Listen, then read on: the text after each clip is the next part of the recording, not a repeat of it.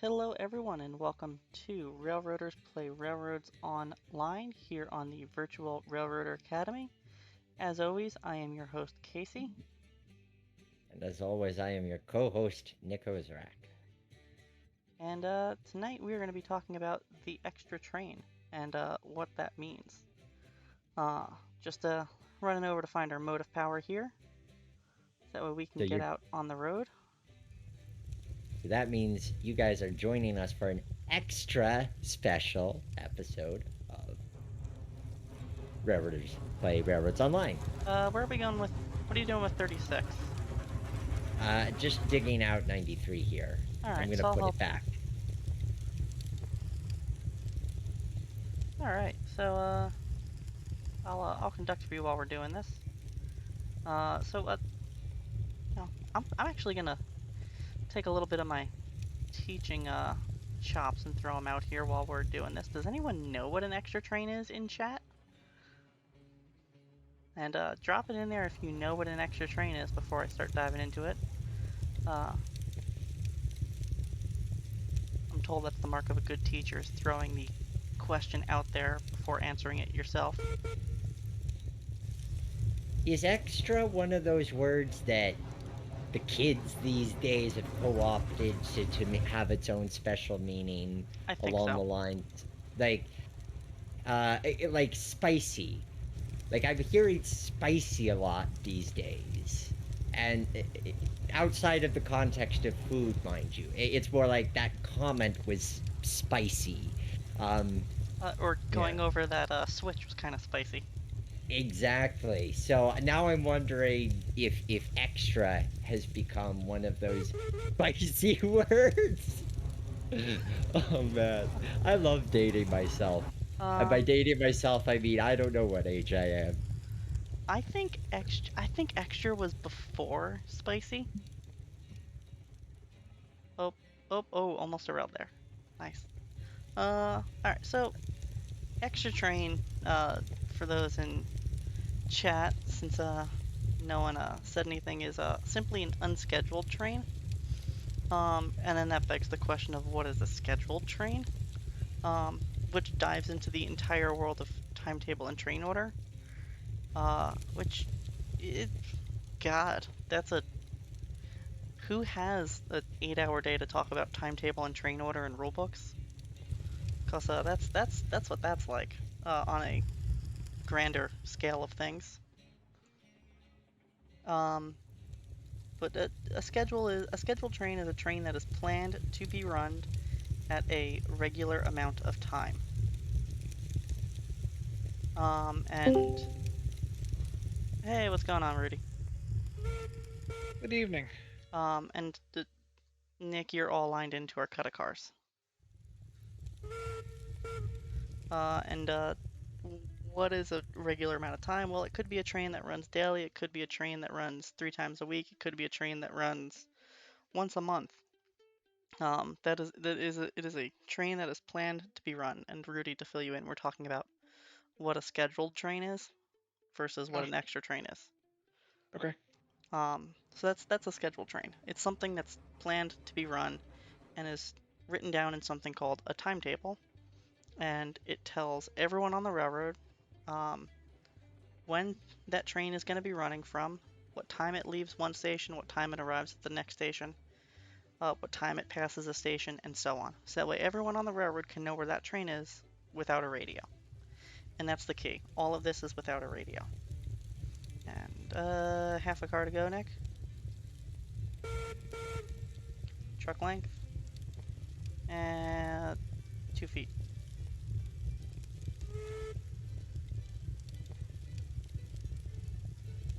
They appear to be very slowly meandering into existence at Hill Valley. Alright, and pin is in.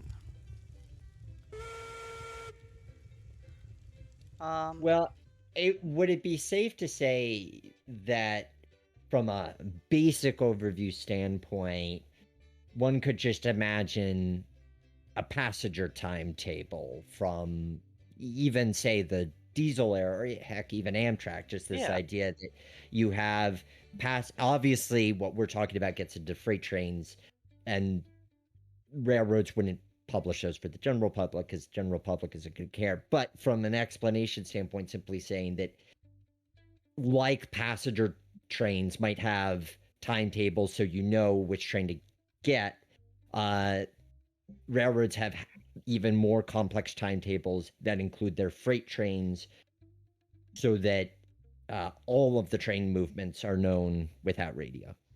Yeah, that's a much better basic way of breaking it down. We've also become detached from our caboose. It doesn't look like there was ever a pin, so do you want to shove back half a car or shove ahead half a car with that? And we'll pin onto the caboose. Also, train 302 to Three- dispatch. 300, but yes. 300. Yeah. Train 300.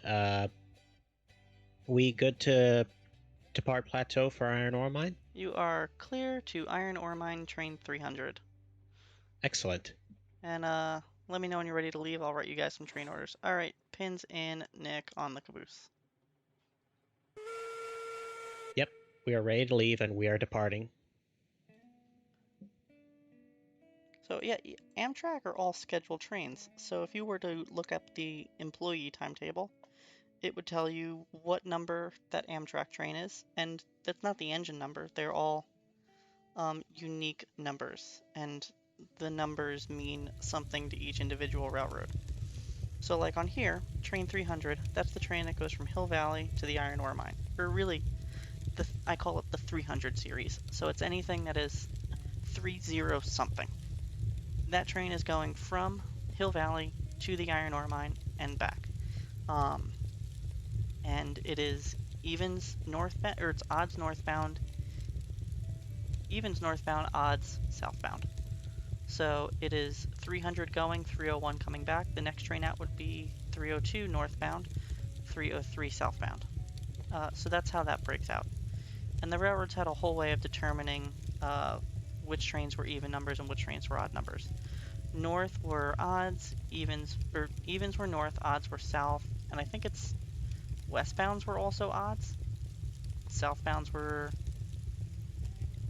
north and west are even, south and east are odd. Yes? Yeah, Right? That People sounds. on the I'm railroad. gonna have to pull. That sounds. I'm gonna have to pull out a timetable of some kind. Although I feel like Rudy here could probably beat me to it. I feel like Rudy has. It depends on the railroad. So you've So. seen a mixture. Yeah. There's some railroads that even mix east-west and north-south depending on what line they were on. So it really makes, it really doesn't. I mean, yeah, like look at New York Central and Pennsylvania Railroad. You can be going southbound, then turn westbound.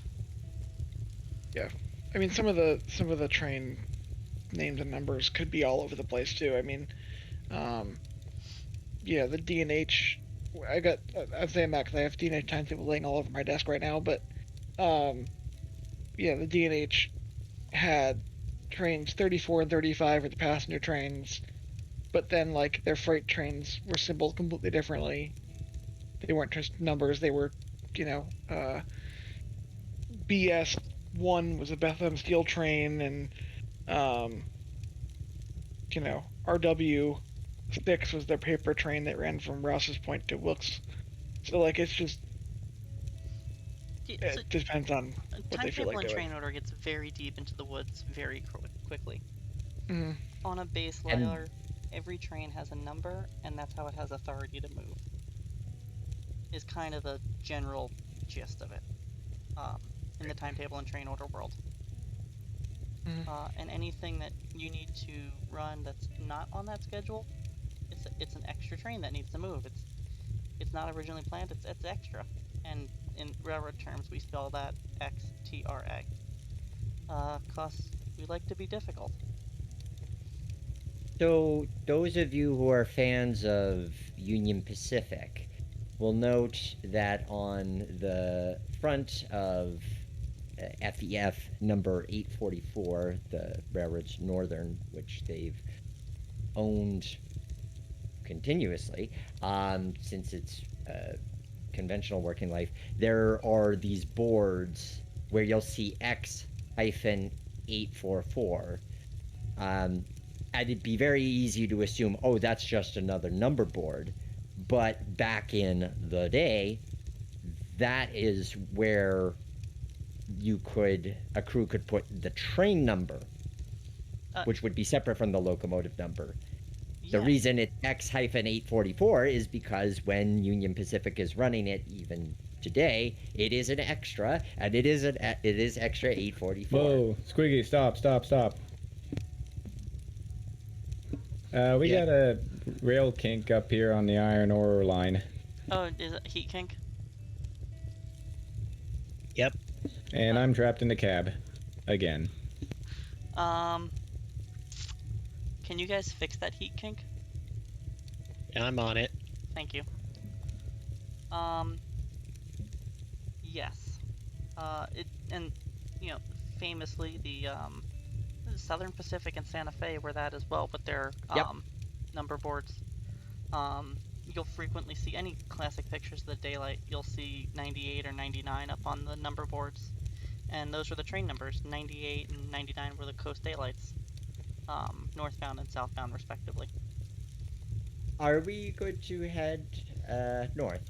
Yeah, let me just get our lamps up, so that way everyone Okey-doke. knows we're an extra. And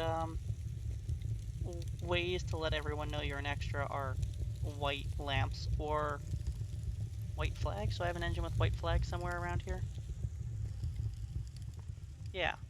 So those white flags up on the smoke box, and hustling around white lamps here on our train denote that we're an extra. So that way everyone we pass knows that we're an extra. So we are ready, Nick. We have a train order. I wrote it up earlier, so we'll talk about that as we head out. Alrighty. So we'll keep talking about what all these different lamps mean. Hey, Beekeeper, how you doing? Just saw your message there. Welcome tonight. So all the different lamps. So on the end of the train, you'll notice red lamps. Red means the end of the train. And let's go back to the beginning. Green lamp means that you have a section, that you are a following section. So if we were running train, let's say we're running train 400 to the coal mine. If that train is too long for what the motive power can handle, we can break it up into a second train, but still run it on the same schedule as train 400, just 10 minutes behind. So on that second following train, train 400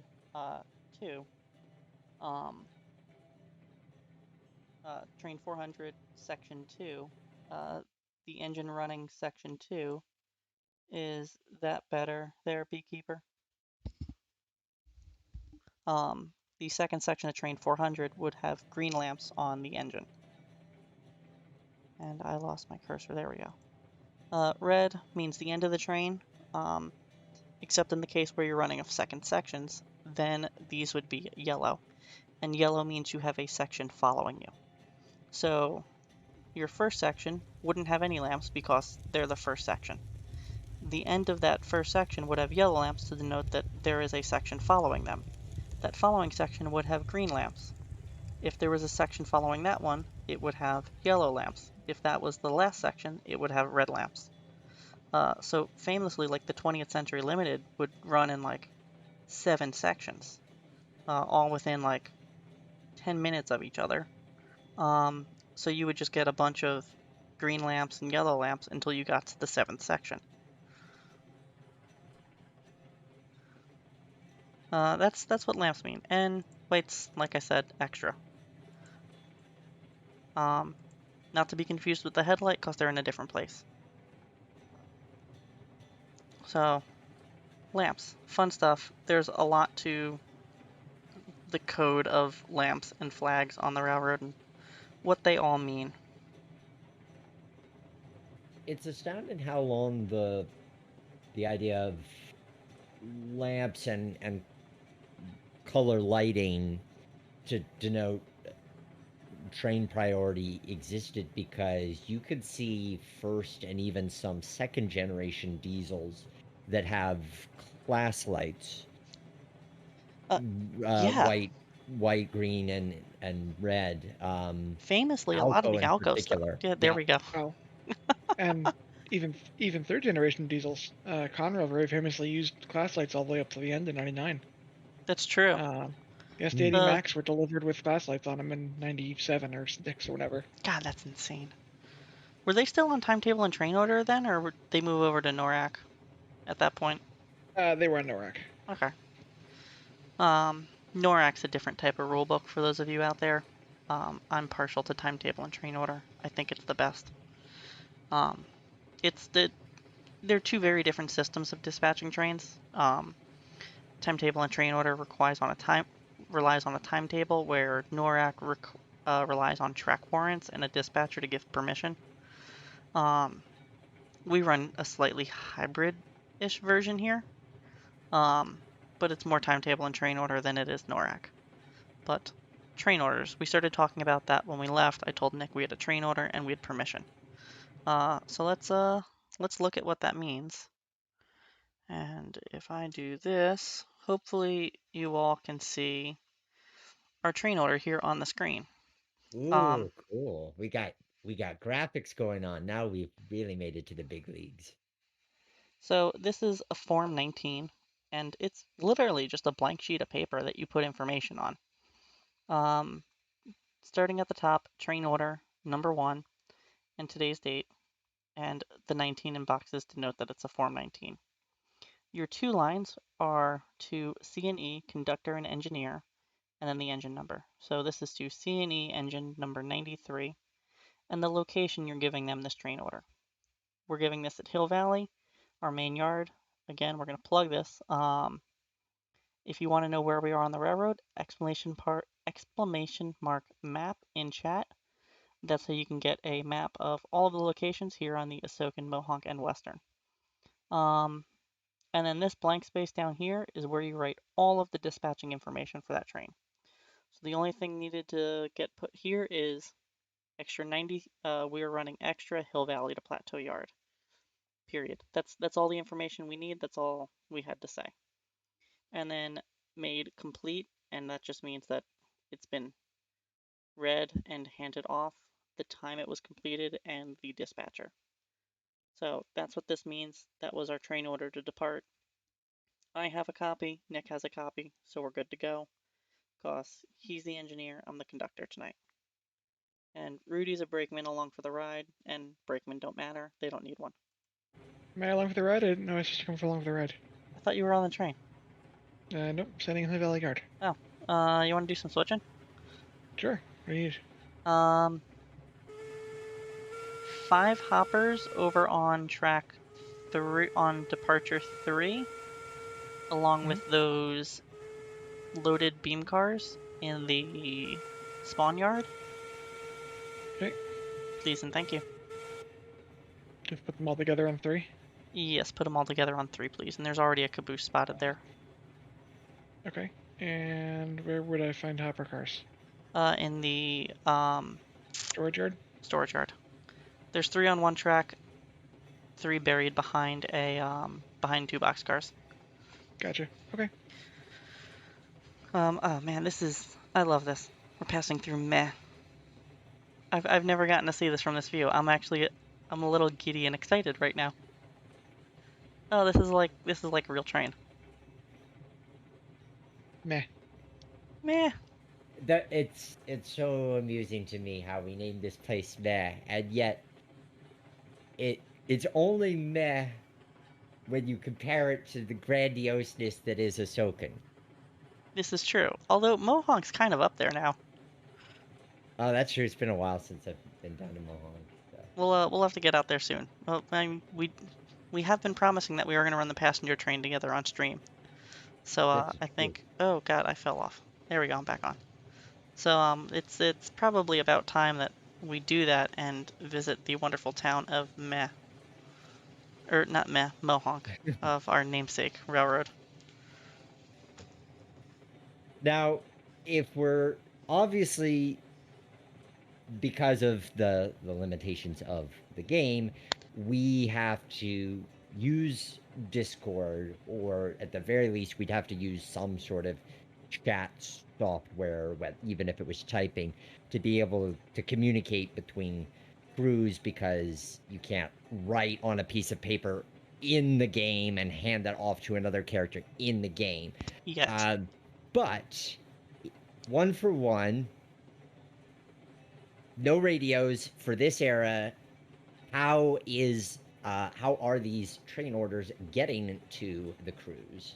So there's a thing called a train order signal, which is located at a train order station. And those would be denoted in your employee timetable. And the employee timetable, for those of you out there, is different than a timetable you'd look at for like Amtrak. The employee timetable has rules in it. It has schedule of trains. It has locations of crossings, bridges, sidings, and their lengths. That's what exists in an employee timetable. So it's more than just what trains are running. It's more encompassing. So in the employee timetable, it would tell you where the train order stations are. And let's say we're running Xtra to the coal mine. Our first train order gives us permission to Plateau Yard. We know that we need to stop there and pick up more train orders, because dispatcher told us this train's bound for coal mine. I'm only giving you permission to here. So we know as we're going through to expect a train order signal to be lit up, to tell us to stop and pick up orders. And there we would stop. The dispatcher or the tower operator at Plateau Yard would hand us up our train orders, and you would read them as the engineer, I would read them as the conductor, and I'd give you the high ball as soon as we could, and depart. And there are various factors there. A train order can say, we're running Xtra to coal mine upon the arrival, or upon the passing of train 99. So that means we need a hold at Plateau until train 99 passes. Or I can say running Xtra Plateau to coal mine, departing at 8:15 p.m. And we go, okay, cool, we're departing, like, we have our train orders, we can't depart until this specific time. So that's how we know when to stop, and then that's how we know when to leave. And there are occasions where stuff happens ahead of us, and our orders are changing. So our train order semaphore or signal would go, would indicate that we need to pick up train orders, and it would be set up while we are. So as we're coming through, they're big, they're tall, they're bright. We'll see them before we get there, and we'll slow down, come to a stop, and pick up our train orders, and read them on the fly to figure out what we're doing next. So those are the two ways to get that information out there. And those train orders are written by a dispatcher in a central location, and then sent via telegraph and later telephone to the operators at the various train order stations. I think it's very easy to make the mistake, and certainly something I've made in the past, when you look at a station and you see what you would assume is a semaphore signal, because it looks very similar to a semaphore signal, but that is actually the train order signal. Yeah. Because it doesn't have a yellow. It has a red, a green. Green if there's no orders, red if there's some reason for that train to stop. Yes. And they're usually in pairs, as opposed to a semaphore, which is a single, or they're pairs on the same plane so that way they can face either direction. Whereas if you had pairs of semaphores, they're usually one on top of the other, not front and back. And that's the key indicator of the difference between a train order semaphore and a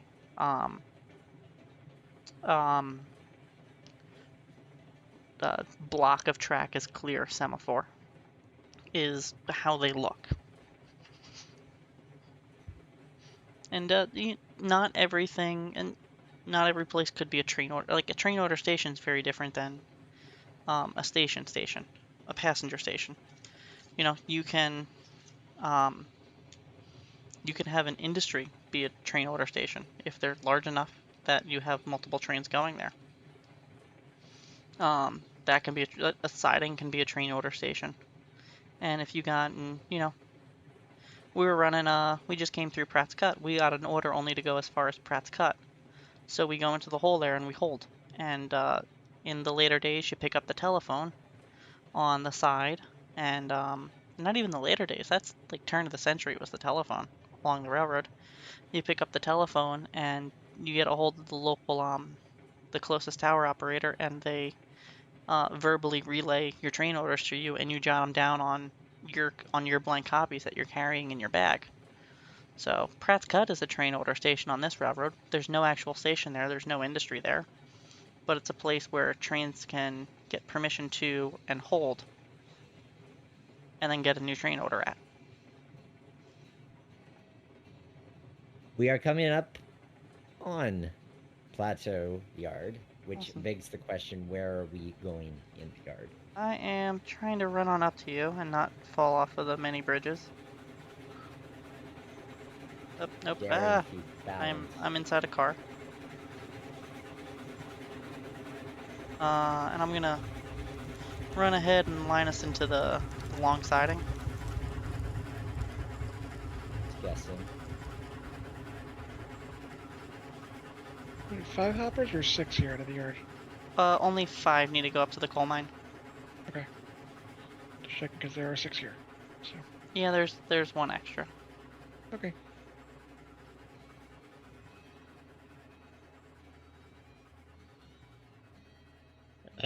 I was gonna say, Hostler, we should be on the lookout for any more sun kinks. Yeah, I'm keeping my eyes open for him, but we're going slow enough so we should see him in time. Yep. All right. Extra 93. We are lined into plateau siding.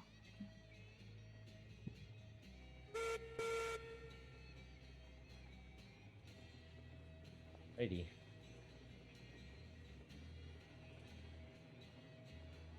And you know, since we're talking a little bit about timetable and train order, the timetable also, the employee timetable relays how you need to leave switches on the railroad. So this switch was lined for the straight route when we got here. That's the quote-unquote normal route. Normal meaning the route that is going to be traversed most of the time, whereas the lining it for the right or the diverging route is called the reverse route, because it's the reverse of normal. So as we come back through, we're an extra. I don't know what else is out on the railroad and what's coming through next. It could be another extra. It could be a scheduled train. I don't know. So I'm going to do my due diligence and line this switch back for the siding as we come through, or line it back for the main as we come through, and then hoof it back up onto the head end to line this train into one of the yard tracks and not get booted off the side of a car. Yes. Needless to say, so if this is a major yard, there's Can you probably... pinch that down a bit, Nick? Yep. All right, we're lined into a yard.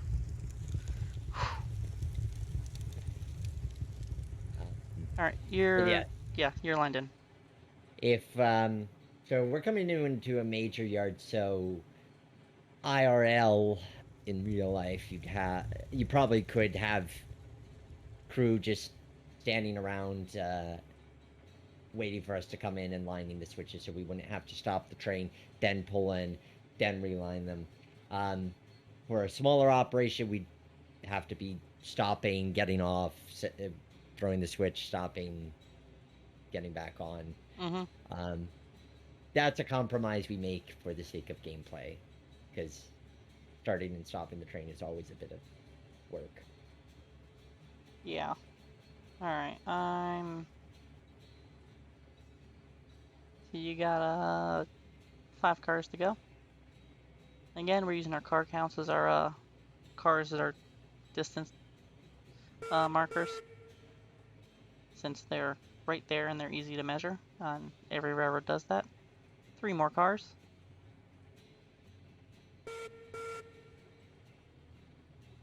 One And more I am car.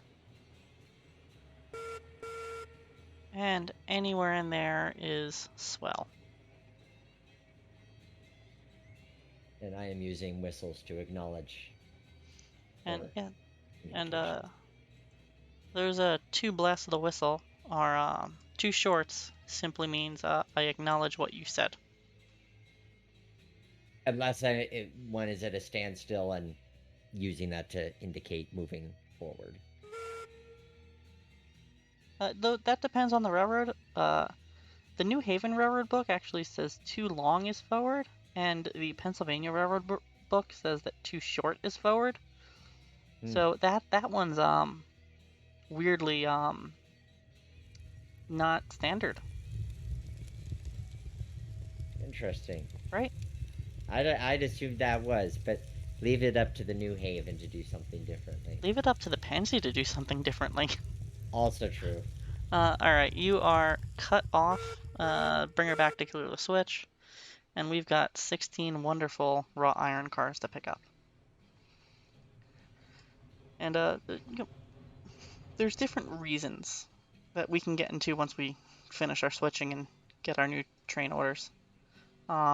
There's different reasons for running with an extra train, and we will 100% get into that because there's a number of reasons. Switch behind. Switch behind.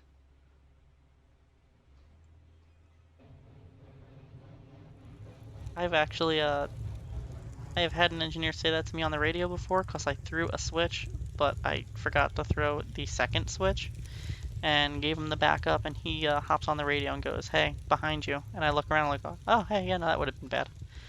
All right, Nick, you're lined through the yard.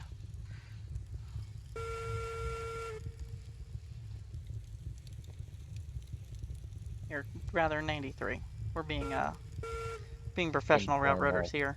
We use our train numbers, engine numbers for switching. Right.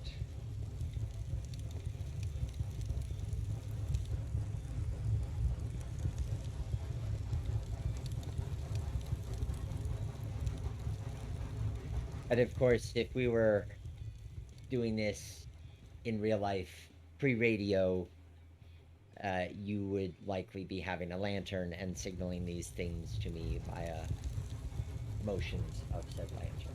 Lantern or hand signals, depending on visibility conditions. And I got a bad switch up ahead, so I'm gonna run ahead and try and grab that. And a bad switch on the railroad means it's not lined for the route you want it for, so it's bad. It's no good. Bad switch, no donut. Whereas good switch is it's lined for the way you want to go. Who's a good switch? You're a good switch. I really hope someone doesn't clip that. All right, you're lined through 93. Yeah, there's that. Don't tempt me. This is how we go viral. Yeah, we do all this wonderful education, and then one little thing gets taken out of context. I mean, I'm sure we discussed things that could be taken out of context for it. Sure.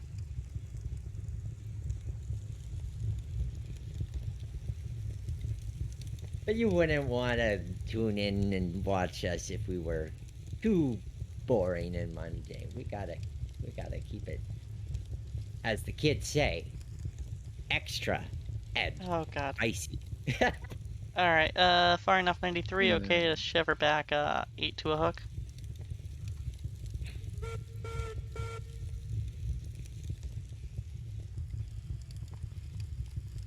Yeah, this is I like this tender. I can actually ride on it, like I would expect a tender. Well, I guess not really.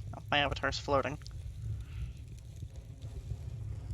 No, he's just very good at balancing on one foot. It's 3 points of contact. It's that big toe, middle toe, and little toe. That too. 4 cars to a hook.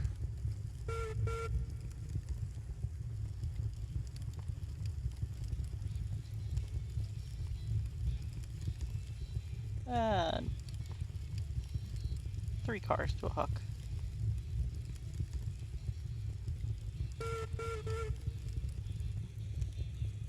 One more car. That was a bad count, sorry. Half a car. Truck length to go.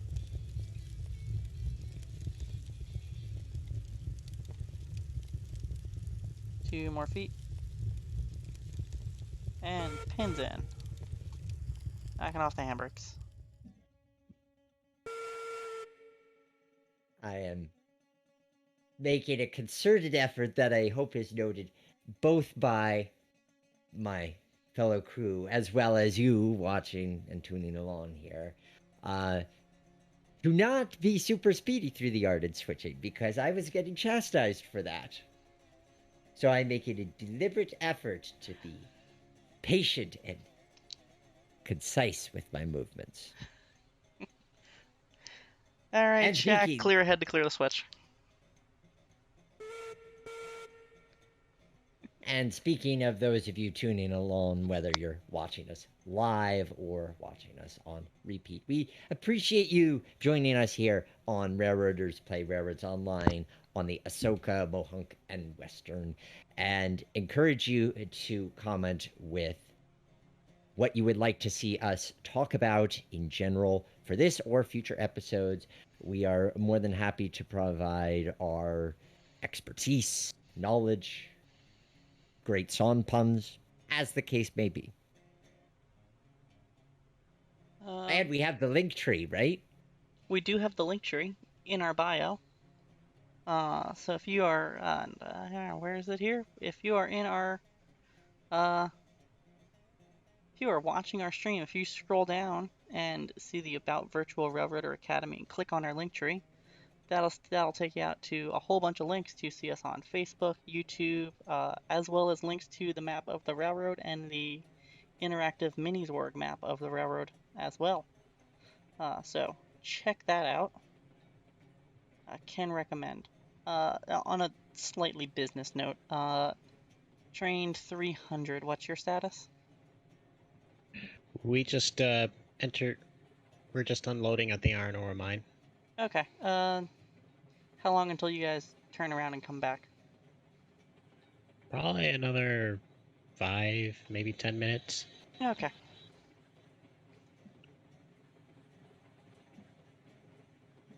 Roughly speaking.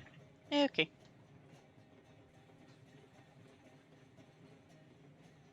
Alright, so I'm going to be writing up some train orders here.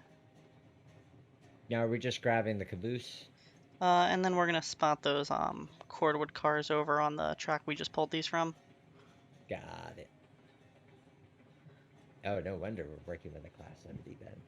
Yeah, we have a 16, you have 16 loaded cars here. And you got 5 cars to go. Oh, wait, nope, that's the wrong switch.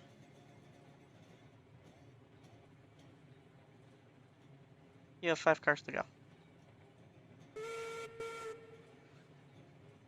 Train chases runaway trains, train rebels without a cars. Train rebels without a cars. I'll give that one a B plus. 1 car to go. And far enough, 93. Okay to shove back. 10 to a hook. This is a heavy train if you need help stopping. Yes. Yeah, I grabbed the handbrake on the rear there. Thank you. And added a little bit of that good old power braking. Squeaky and Hustler, what are your engine numbers? 35 and 39. Okay. Okay, CNE engine.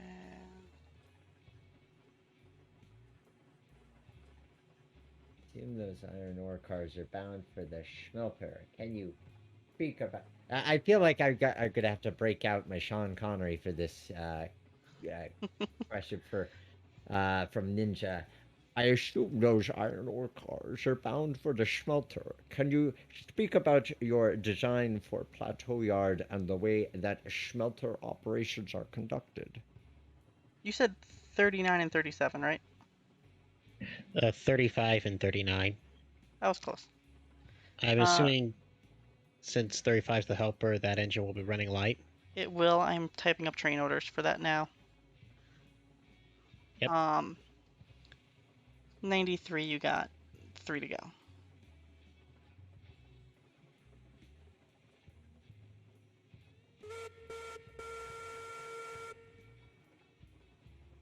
One more 93.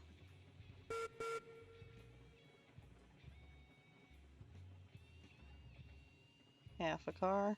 Keep her coming like this. Keep her coming like this is a good phrase for if you're in between lengths, truck length to go, and the engineer's moving at a perfect speed. So you want them to just keep moving like that, so just keep her coming. 2 foot 93. And pins in. How close were you to the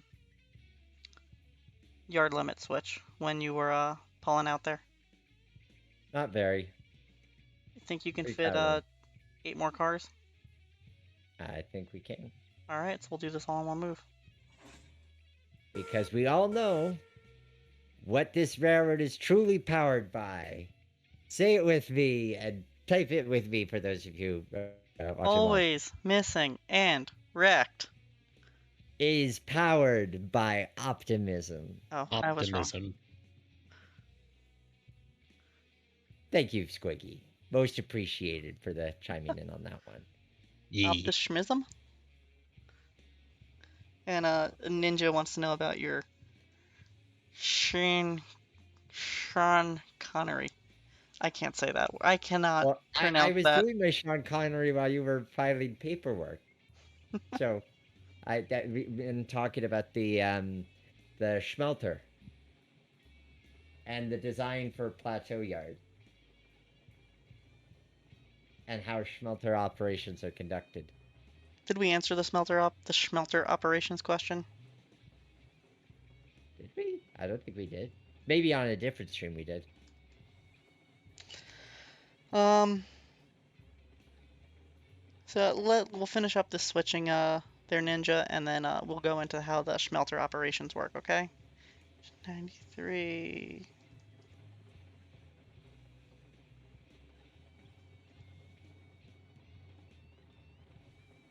Looking at another 5 cars worth of room. Oh. Yeah, no, we're not gonna fit. You've got 6 to go. Oof. You want to bring it to a stop? We'll dump these back over and we'll ditch the raw iron cars down the long siding. Sure.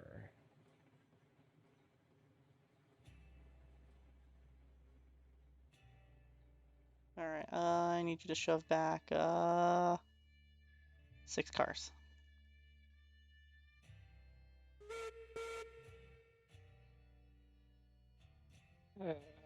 The 5 empty hoppers and the bean cars have been assembled on departure 3. Copy that. Can you pull out engine 92? And oh, there's a train over in the arrival yard. Okay. Can you take that train, move it over to the...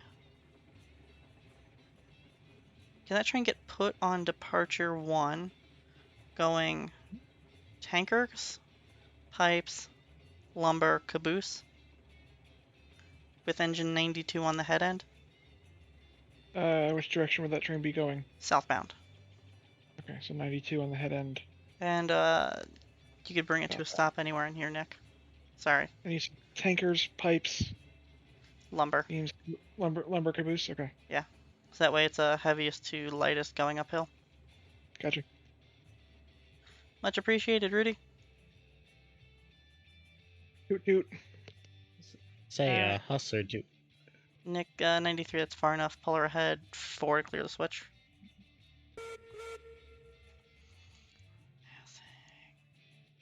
What's up, Squiggy? let's see. Do we want a couple of the caboose to the rear 39? So put it on the other end of the train, or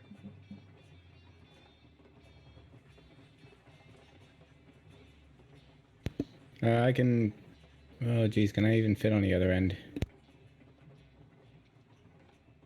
One more car, 93.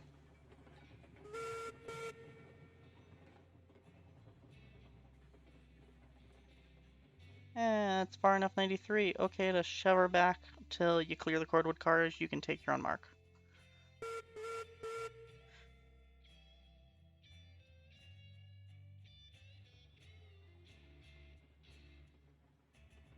For 93 at.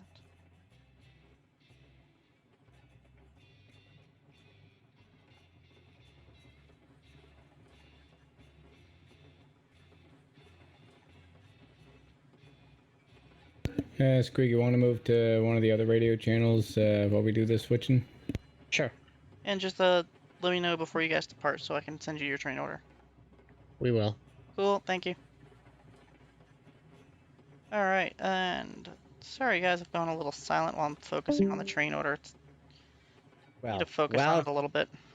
while she's writing out the train order, we can take in the wonderful scenery that is around us here in Plateau Yard, named obviously after the famous Spanish or French explorer Henri Plateau, and who first explored this western land in about 1787. So Plateau felt convenient both because of the name of Henri as well as the actual geographic nature of this area. Proved to be a good source of lumber for a time, though not in recent history. But as the AM&W came into play, or rather a predecessor of the AM&W, which was the Mohonk Northern,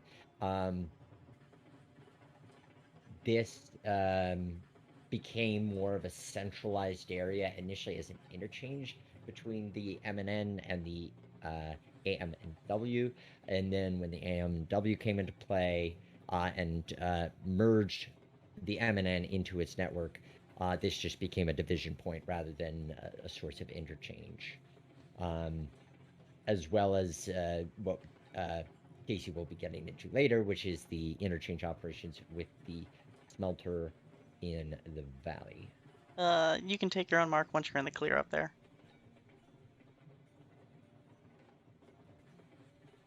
Will do. I'm not. Oh, As long as you're not fouling up those cordwood cars, we're far enough in. then I'm probably beyond far enough in. One can get lost in a good history lesson of things. I was honestly impressed. I wasn't gonna say anything. Uh, I'm glad someone's been reading the history books that I was sending out. Well, it's quite interesting to see how the nature of this landscape developed as opposed to the famous narrow gauges in Colorado. There's definitely it's funny because it's a western, but it does have hinges of that kind of New England railroading that defined some of the principle. You are cut away. We can clear ahead to the cordwood cars. And I am done writing my train order as well.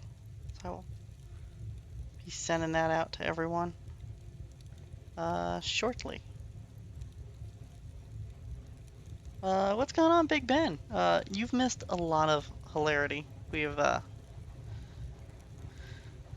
getting You very. mi- I mean, you just witnessed the best part of the stream. In terms of pure comedy, right here is the history of the AM and W. well, Uh, specifically the history of the plateau uh, yard and plateau in general. But I prefer not to think of it as comedy, but I prefer to think of it as more serious historical interpretation, if you don't mind me saying so. and you're far enough. Shove her back 3 to a hook. It's a it's a great great look at the history of the area and the railroad. Yes, we can all be thankful for the discoveries made by Monsieur Henri Plateau.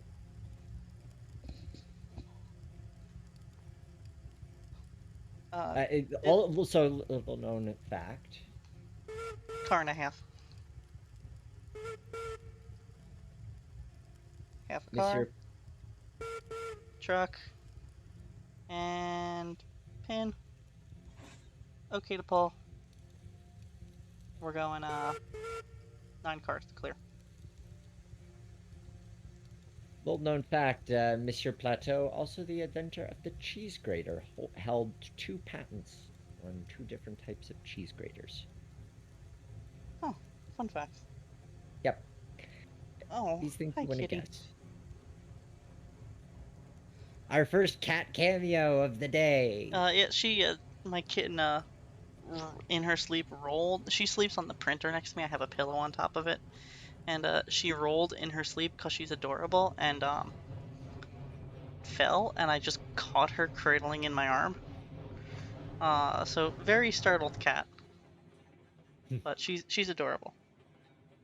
And surprisingly catless at the moment. I should set up Uh, a thing with like a picture of just like all of our cats. If you type like exclamation mark cat into the chat, you just get like a cat photo sent to you. I think that, and it randomizes. Yes, that would Yes, be yes, fun. it's a random cat photo of like one of our cats, 4 cars to go 93.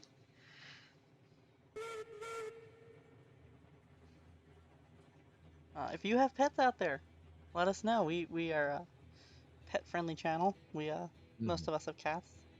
One and a half. Half truck and far enough. Okay to shove. Once you clear in, once those car, you can pick your own mark once you're clear into the siding.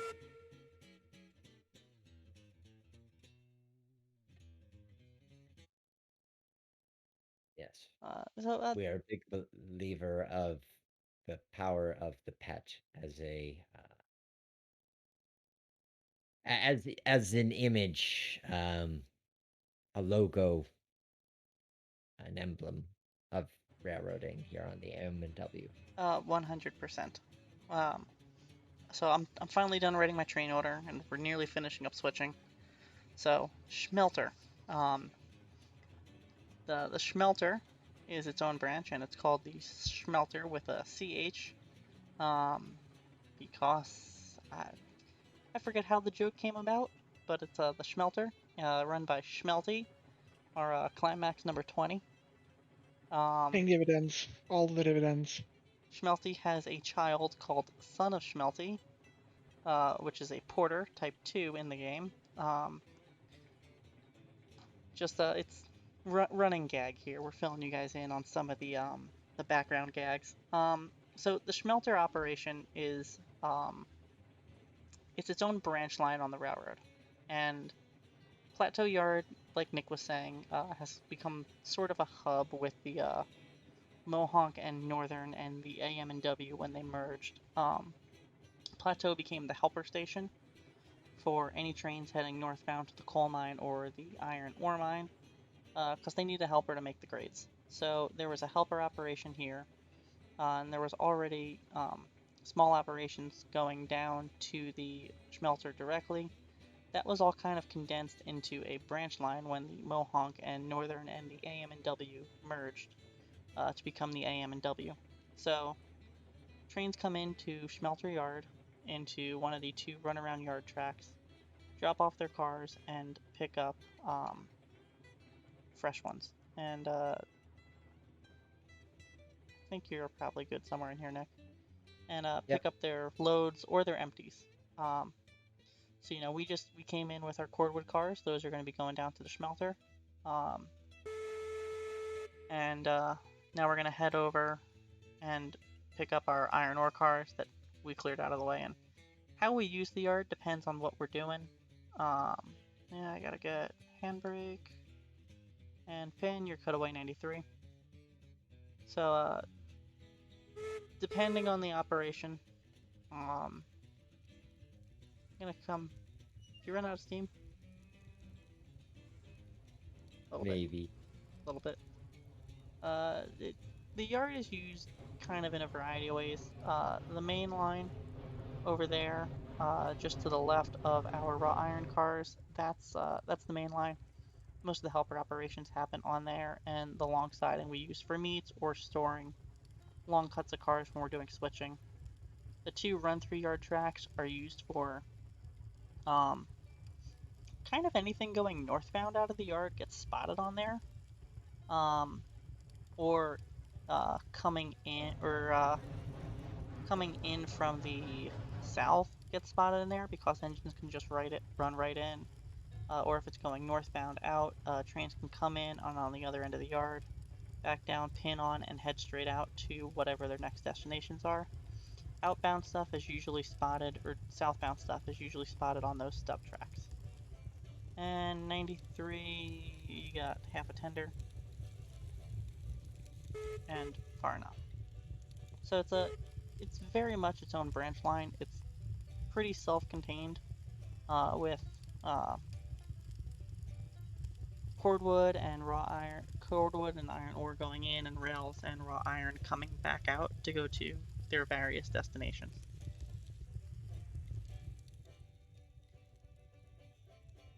So that's a little bit of how a smelter works. Maybe we'll do a night of just switching out that industry because it can get to be an incredibly busy industry, especially when there's a lot of trains running, which we've talked about. It's kind of hard right now until we get this spline update coming out, which will improve FPS on my end and performance on the client side. We'll be able to run more trains and actually be able to show the smelter much better. Yes. I will not feel like I'm having seizures while operating. No, that's a seizures while operating is not a good thing. It's Typically frowned upon. usually, yeah. I mean, I'm just watching my tender do the worm here as we make our hitch. You got one car to go.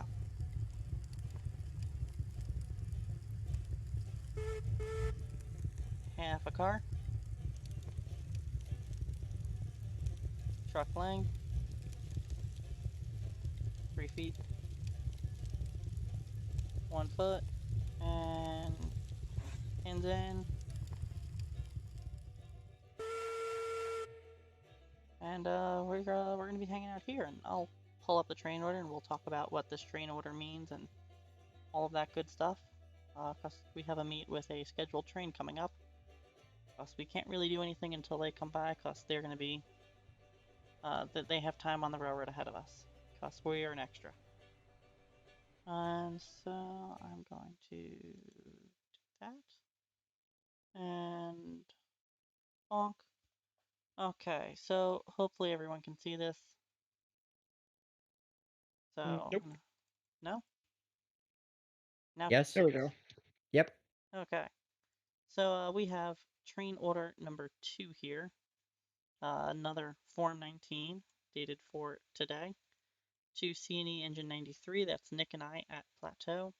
To CNE Engine 39 at Iron Ore Mine, that is Squiggy and Hostler. And CNE Engine number 35 at Iron Ore Mine, the helper for Squiggy and Hostler. Engine 93 to run Xtra Plateau to Hill Valley, holding for the passing of train 301 on the main. Oh, God. That makes sense, right? Yes. Yes? Ninja, that makes sense, right? Yes. Okay, cool. Personally, if I was the engineer, I would reject that because I want to know where I'm holding for 301. So as an engineer in real life, I would reject that train order and go, hey, I don't know where I'm holding, and make the dispatcher write me a new train order. Does everyone agree with me on that? Or would that be okay to you guys? I can be kind of anal about it. Let me look. Yay. So Xtra 93 run to I mean, it's just Plateau to Hill Valley, hold for the passing of N 301. I spelled train wrong. Uh, Yeah, no, I would reject and that also train order on premise of spelling mistake. also isn't train 300 and 301 different trains? 300 northbound, 301 is southbound. Oh, okay. Yeah. So I really don't want to. Now I know how all the dispatchers feel when I reject train orders for little mistakes Mm-hmm. like that. Mm-hmm. Oh God, I almost feel bad for him now. Um, almost. almost. Man, this is like a newfound thing. So, in the real world, folks, I would reject this train order because I don't. One, train is spelled wrong. So that's incorrect. Which makes me Um, wonder. yeah. And it also doesn't denote where Xtra 93 is holding for 301 to pass. So I would reject this. Um, I'm disappointed in myself. This is what happens when you try and do car counts and write a train order. Um, but the moral of the story. Engine 9, hey, Squiggy and Hostler, there's a train order for you guys in the train order chat. That's Here, by the way, here's some that's a for you. trian order, not a train order. Yeah, it's a Yep, trian order. I see it. So Xtra 93, Nick and I are going to be holding on the holding at plateau for train 301 to pass on the main before we can depart. All right. Next line down, train. Oh God, this is all kinds of wrong. Yeah, I'm doing a new one. Yeah, I'm doing a new one, guys. This is gonna bother me. Okay. So while I type up a new one, I will explain what I'm doing. Holding at plateau Oh, for passing of train that was fun. TRAIN on the main. Train 301 pass Xtra 93 at plateau yard. Okay. Here we go. Oh, and I need to cancel that previous train order.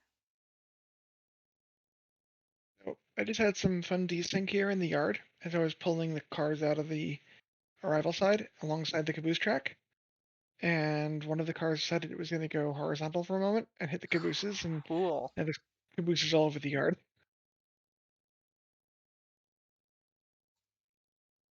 It literally just, like, it was one of those brief things where it flashed horizontal and back on the tracks, but in that time, Ooh, it managed to scatter the cabooses. ooh, So I I have to love go that. find. There's three of them. I think I see them all, but I have to go find them now and put them back on the track.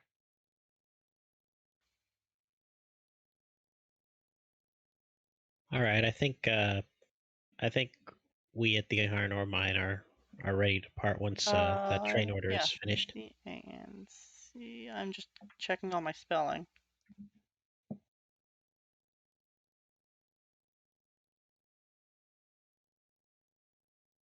Okay. So, folks, as an engineer, I have a habit, and I'm not gonna say if it's a good one or a bad one, of rejecting train orders when they're written incorrectly. And I think it's a good habit. Incorrectly written train orders, they need to be clear and concise. Um, and I have conductors who've gotten angry at me because I will reject train orders on what they think are very simple things. Um, and they need to be clear and concise so that way everyone can understand what they are, what it means, what they want you to do. And I did not write a clear and concise train order that time. That's my bad. Um, so as a dispatcher, it's my job to write clear and concise train orders. And if a crew rejects it, I need to take that in stride and write a one that is easier to understand and makes more sense. So that's on me, and I almost feel bad for the dispatchers when I do that because that's kind of annoying. But I understand the reasoning as to why I rejected it because it was not clear and concise.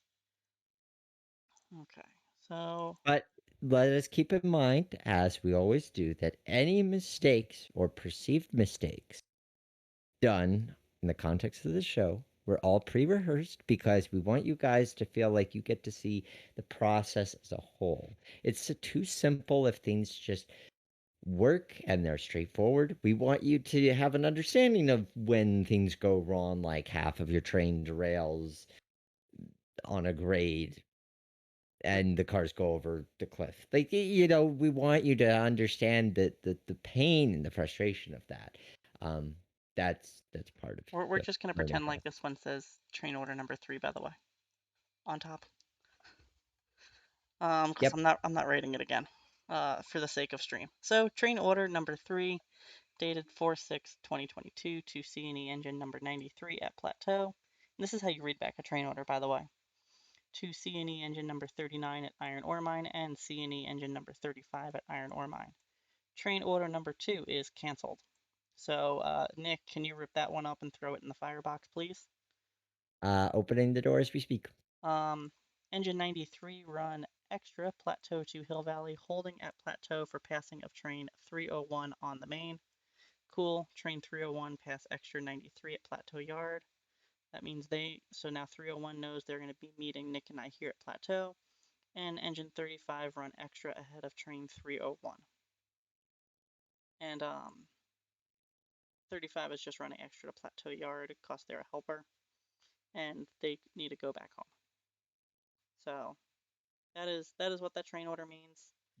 Made complete 8:47 by me, the dispatcher. So that's a train order. That's how you do a readback. And yes, wow, I'm I feel bad that I made that like I messed it up twice in a row. It's almost as bad as the time I got a train order to an engine that was long since scrapped, and I wanted to keep it, but the dispatcher didn't want it saved. Now I understand why.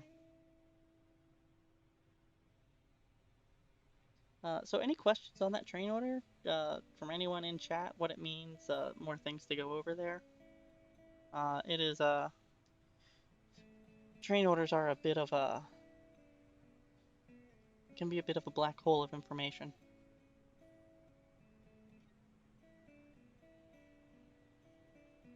We will happily answer those that come along. It's uh, interesting when you think about the role of the extra because it could vary so widely. Here we started this with an extra that is a train hauling loaded cars, but your extra could have a mixture of loads and empties. It could be completely empties, or it could just be a single locomotive making a move. Some railroads would run everything as extras, Mm-hmm. and so they were adhering to timetable train order, but they may only have one train that's timetable and everything else is for extra. Sometimes passenger would be the timetable and freight everything freight wise would be extra. Um, the It, practice is varied considerably. it does get very varied. And Squiggy and Hostile, you guys have permission to depart when you're ready. Hey, Powder, All what's right. going on? Hey, Yeah, and you can run extra for a number of things. So we're running a freight extra. We could run a passenger extra. And right now we're running an engine light as an extra train. So it's a extra trains are a good way for you to move. Um, I'm gonna hate myself for saying this because I'm defining a word with the same word, but it's a way for you to run extra trains around the railroad. So if you have Additional trains. if you have additional stuff to move that doesn't fit into your schedule or needs to move instantly, you can run them as an extra. Like Nick and I here on Extra 93. This raw iron is needed instantly at the coal mine, or instantly at the ironworks. But there's nothing else that needs to go to the ironworks, and there's no scheduled train for the ironworks. I have no coal that needs to go there. I have no lumber that needs to go there. It's just this raw iron. So this needs to move. This needs to move now because this raw iron needs to get there because it's needed at this factory, this industry. So we're running extra costs, and this is what would be described as a hot move, right? Hot moves are something that needs to move right now. And that's passenger trains are usually considered hot trains, cause everything else get out of the way of the passenger train. Whereas Nick and I, this is a hot freight train. It needs to move now, but we're kind of just pedaling along, waiting for everyone else. And that's kind of the pros and cons of an extra, I guess, or how it fits in. And you could have something that needs to move immediately, but it's going to move along very slowly because it needs to fit in around everything else. One of the train layouts I've had the fortune of operating, actually, it was the Susquehanna in New York, which was our most recent episode of Love that what one. makes this layout great. And that layout, the way that Mike designed it, the owner of the actual HO scale layout, that then I fell in love with and recreated in Train Simulator, Trains with a Z. The way that his schedule is set up, his timetable, is that there's Class 1, which is a couple of passenger runs. Class 2 are some... well, actually, no, I think that... Yeah, Class 2, I want to say, is the point to the end-to-end freights. So he's got 2 big yards at either end of the layout, and so the Class 2s are those freights that are gathering cars from one yard and running them all the way to the other. Class 3s are coal drags, which are also end-to-end, but require helpers, and because of a grade can be a bit slower. And then everything else is extra. And so the extras are often the ones that are doing the in-between work, serving the industries in between those 2 yards, because he's got there's an interchange yard in between and 3 other towns. So it's an amazing showcase of how timetable and train order can work. And the reason he went into using that for his layout is because he loved wargaming. And so he loved the idea of strategy and what that looked like in railroading. You brought up a great segue, and I guess I'll pose the question to myself, but the different classes of trains, which you kind of touched on, and what those mean. You know, we talked about extra trains. They're kind of your lowliest of low of stuff that's fitting in around everything else that's scheduled. But you mentioned Class 1, Class 2, and Class 3 trains. And what the heck is a Class 3 train? It seems... I don't want... Counterintuitive is not the right word, but it seems like oxymoronic, almost. So Class 1 train, like Nick said, are your hot trains, your fast trains. Usually your passenger trains, or extremely hot freight trains. If you've got... what was it? The New York Central had that really hot train of boxcars. Pacemaker service, or what was that called? Oh, right, the red and gray boxcar, pacemaker. Yeah, or the Triple Crown cars that Norfolk NS was running Southern's for a road while. railers. Yeah, man, those cool. those were a first class train. Those were top priority on the railroad. Along with like the CSX Orange Juice train for Tropicana, that's a hot train. those would be your class 1 trains. They need to move. They get priority over everything else. The only thing that they're inferior to is trains of the same class in the superior direction.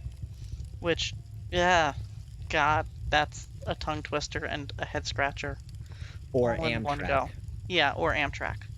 Um, which rights of trains can get into a very large conversation in terms of who has priority over who. The simple way of understanding is first class has priority over everything. Second class has priority over everything. You have priority over everything under you. So first class has the most priority, Xtra has no priority. So first class trains are your passenger trains, your freight trains that are scheduled that need to move now. Second class trains are your through freights on divisions. So like this railroad here, we're broken up into 2 divisions, the Northern Division and the Southern Division. Anything leaving Hill Valley North is Northern Division, anything leaving Hill Valley South is Southern Division. So like my my through freight from Hill Valley to Coal Mine, and that's just a through freight of mixed stuff. That would be a class 2 freight train. My local freight stopping to switch out industries or drop off cars at smaller yards along the way, that would be a class 3 train. My Xtra would be the trains leaving from the smaller yards out to the individual industries. And that's how that kind of stuff would break out on the railroad. And I hope that makes sense because it once you get into classes of trains, it kind of turns into a long or a confusing conversation. It took me a while to figure it out when I was learning timetable and train order.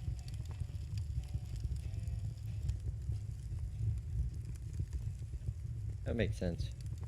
Yeah. Just waiting on seeing Squiggy and Hostler coming through these trees here. Hill Valley Yard Drive Engine 13 to dispatcher. Yeah, go ahead, 13. Train, I'm not sure of the train number, but behind number 92 is assembled on departure 1. Thank you very much. And 13 is stowed back away up in the storage yard. Thank you kindly.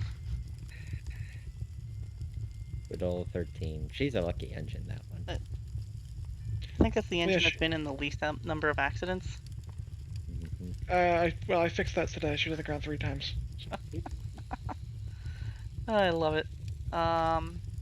Yes, that's train 701, which is the next one out once 301 comes back, and then there's also the coal mine train, which can leave with engine 90 once there's a crew for that. Okay. So another question this could lead to is, where does one see timetable and train order used in the 21st century? Even if not today, but at least post-2000 to some extent. I cannot answer that question without violating an NDA. Well. I believe, and someone correct me if I'm wrong, but I believe that Durango and Silverton and Croombrace and Toltec still operate on a timetable and train order system. From what I have heard and experienced from being at Durango and hearing stories from Croombrace, I believe that they are still on timetable and train order. There is, I am part of a conversation. I'm trying to phrase this correctly without violating anything. I am a part of a conversation with some people about timetable and train order and its usefulness versus NORAC. And whether one is more applicable than the other for railroads of certain sizes. And I believe that is all I can actually, I believe that is as vague and direct as I can be on that exact conversation. So Fair enough. it's funny that you asked me about it. I was brought up on timetable and train order, learning railroading. The Black River and Western and the Belvedere and Delaware Railroad in New Jersey were still using timetable and train order when I was learning how to run and fire. So I learned timetable and train order there. And then when I moved to my current railroad, I switched to the NORAC rulebook. Which, again, has its pros and cons. I prefer timetable and train order because it puts the power of train movement into the hands of the conductors, whereas NORAC, all of the power of movement is in the hands of the dispatcher. Timetable and train order, everyone's looking at their watch. They're knowing how long it takes to get from this station to this station, and they know that they have a train ahead of them and they need to stay 10 minutes apart. So that's what they're looking. That's how the very 101 overview of timetable and train. I wouldn't even call it a 101 overview. That's the very basic overview of timetable and train order.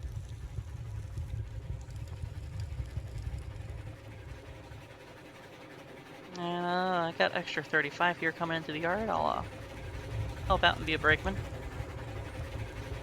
Awesome. I take it Hostler's stuck in a mogul. No, I'm just well, what's the first person control, whatever the heck it is? Oh, you're in first person view. Yeah.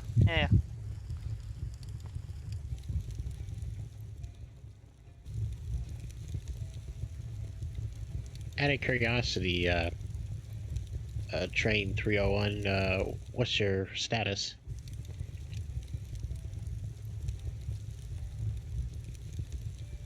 I'm just rounding the curve now, coming off the hill. All right.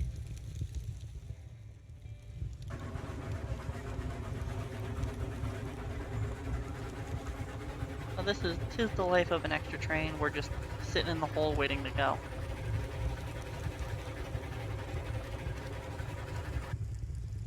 I'm giving it all she's got, Captain. Just wait till they take off the speed caps, then it'll all change. Oh, I can't wait to go. They've been talking about doing soft speed caps for everything, so that way an engine has like a set max speed it can do, and that is far enough 35. I think what I heard is Class 70s are going to be limited to 35. Moguls are going to be limited to 30. Eurekas are going to be able to do 45. Sweet. I am so like even then, like it's not that much faster, but it's fast enough where it's going to be a noticeable difference.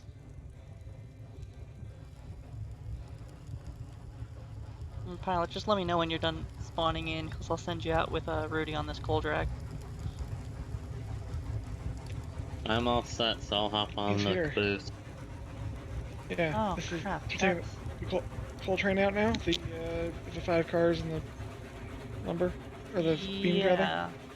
Yeah, that needs a car or rails too, but I don't have anything spotted for that. Is there one in the There's no empty flats Plateau? over here at Plateau. Should I bring some empty flats over? Yeah, how many empty flats we got there? There's a whole pile here at the yard. 1, Yeah, you 2, wanna grab- 3, 4, 5, 6, 7. Looks like. Yeah, can you grab 2 and bring them with you? Yeah. Is that 70 gonna be enough? Yeah, that'd be fine. Alright. Yeah, you'll need a mogul at Plateau as a helper for the 3%, but Right. it'll cover you on the flats. Okay. So I got the handbrake on the caboose on. We'll pull up. We'll cut the caboose off and run over and grab 2 empty flats off the. Alright, 5. I'll set track. Alright, and I'm gonna quick type up a new train order, Yay, paperwork. right? And we must celebrate the paperwork. It's all about the paperwork. I get paper cuts every time I look at any paperwork.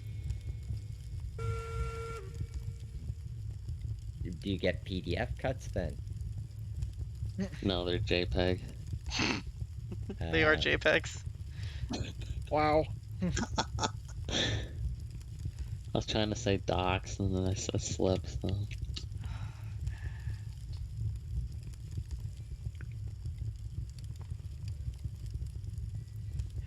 Okay, engine 35 is all put away. Pilot, you want to cut that caboose off? You're back there somewhere? Yep, I'm ready for Yeah, go it. ahead. You can cut it off. The handbrake should be on. Done. And 39 is entering yard limits. Copy that. Train 300 entering yard limits.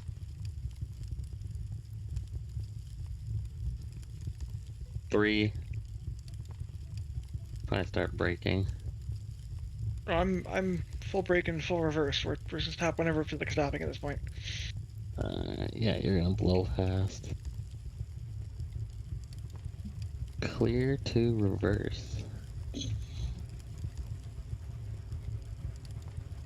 Well, I think I'm gonna hop off unless y'all need me for anything else.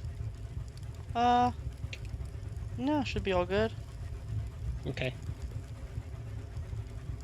How many flats are we taking? Two. It's two take flats. 400.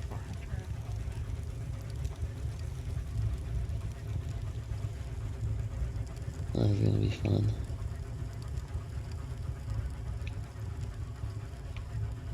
Alright, well, have a good night, y'all.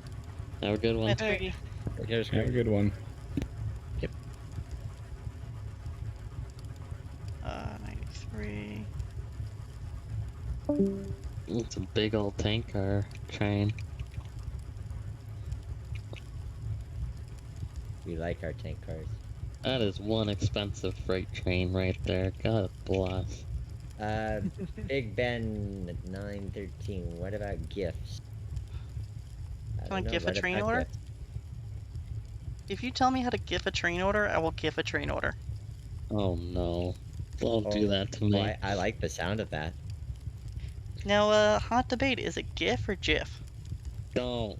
It's Don't. gift. Do not do this. It's I don't have beer or alcohol to sustain such a debate. Okay, and... bonk. Yeah. 4 cars. Rather. You probably want to start slamming brakes. Coming in hot. 1 car. Jeez. Oh, jeez. Alright, you're Alright. hooked. Oh, we buckled. Ooh. Okay, there is a train order for everyone on the railroad in the train order chat. So your semaphores are up at your current location. Hey, don't look this way. I don't see anything. I saw the... back up again. It bounced. Well, 2 cars jackknifed, and then there was a gap. And... Oh, oh. Well, Nick, we can start creeping up for that, long switch. Okay, pull ahead. Anyone has questions on train order number 4, let me know. Happy to answer them. We're gonna need a maintenance of way order here. He says that this went Big Ben says that this went exactly as I hoped. What, that we debated about GIF versus GIF? Or the, educational factor of the Virtual Railroader Academy. In general. Which is hopefully a good one. Which is hopefully why you guys are following us. And if you're not, all you gotta do is press that little follow button with that little itty bitty heart. Lets us know that you love us, which we appreciate. Makes us feel good. Makes us feel warm and fuzzy inside. I'm going with educational factor, just saying. Warm So, and fuzzy. we are wonderful and educational. Love it. He So, says correct, so we're good. there we go. Be on. So for those of you viewers tuning in, the train order I just wrote has train 400, the coal mine turn, holding at Woods, for train 301, to come in on the second main, Mm. and it has Xtra 93 taking the hole at Pratt's Cut for train 400 to come through on the main. That's the gist of the train order. I can show it to you guys if you want, so that way you can just keep seeing how I'm writing these, or you can trust that I wrote it correctly this time. Kind of your choice. Let me know if you want to see it.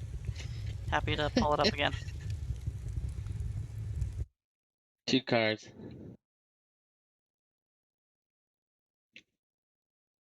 Oh shoot, I was at the wrong switch. You got 3. Love it when that happens. That's the second time that's happened tonight, so you're not the first pilot. Oh, I've done it 3 times actually, but who's 4th. counting? I want these things labeled with the post-it note on the switch arm. Can someone Thing. drop that in the idea board on the Discord? Posted notes for switches. Forget I about want signs. I post-it want a notes. sticky note. Sticky. All right, clear to reverse. Let's not go through the caboose though. And I want the satisfaction of being able to peel that sticky note off of the pad before sticking it to the switch stand. Oh, that'd be awesome. Now, Can you going to a more legitimate question. So, here we are following another train. Is there anything dictating how far one has to, how much space one has to give between trains before one can follow another? Yes. So, on timetable and train order, in the book I learned, which was Pennsylvania Railroad's standard code, it was 10 minutes. But they were moving at 40 miles an hour, 45 miles. They were going fast. Here in Game World, my rule is 60 seconds after, or is 2 minutes after passing, and I already have the stopwatch going, so we have another 40 seconds to go. Hey, what is train So 301? it's the By the way. train coming home from the iron ore mine. Okay, is that coming to the yard or is that going through the yard? That's coming into the yard, Okay. I have a and line they're for going to be coming in arrival. on track 2, or Yep. they're going to be coming in through the second main. So Yep, Nick, I have a line technically on we this. can't pass this switch for another 20 seconds. I have. Well, it's a reverse delay issue thing. Though I have unlimited vision and I can see their 301's already on the double dev bridge, so we've got pretty adequate spacing. Alright, I have 301 lined off the second main into arrival 1.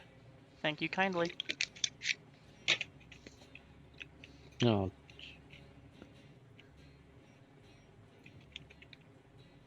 All right, we're all hooked. Okay. Yeah, so we'll add post-it notes to torpedoes. Oh god, I There want it torpedoes is. so badly. The torpedoes are, if you don't know, they are nitroglycerin Ooh. explosive devices that clip to the rail. Alright, switch is lined, I'm back on Xtra 93. They are explosive devices that clip to the rail, that if you have to stop your train in an emergency, there's no telephone, there's no radio, you have to let another train know that you are stopped. So you hoof it back, minimum is a mile, you hoof it back a mile, and you clip this explosive device to the rail. And that explosive, and when the train goes over, it goes boom, and they know, oh shit, train ahead of me stopped, I gotta come to a stop before I hit it. And then like the half a mile before the stop train is the brakeman with a red flag or a red fusee, or fusee is basically a road flare that only burns for 10 minutes, trying to stop the oncoming train.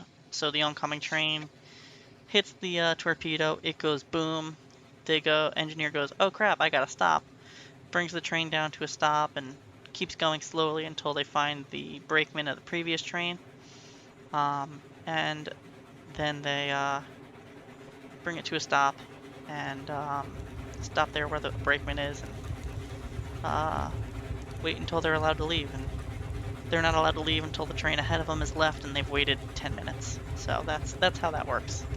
I want torpedoes. I think it would be fun. Because they're cool. They're cool to work with. I think it would add some nice operational elements to the game. While also, torpedoes in later years became a giant practical joke on the railroad, especially in yards.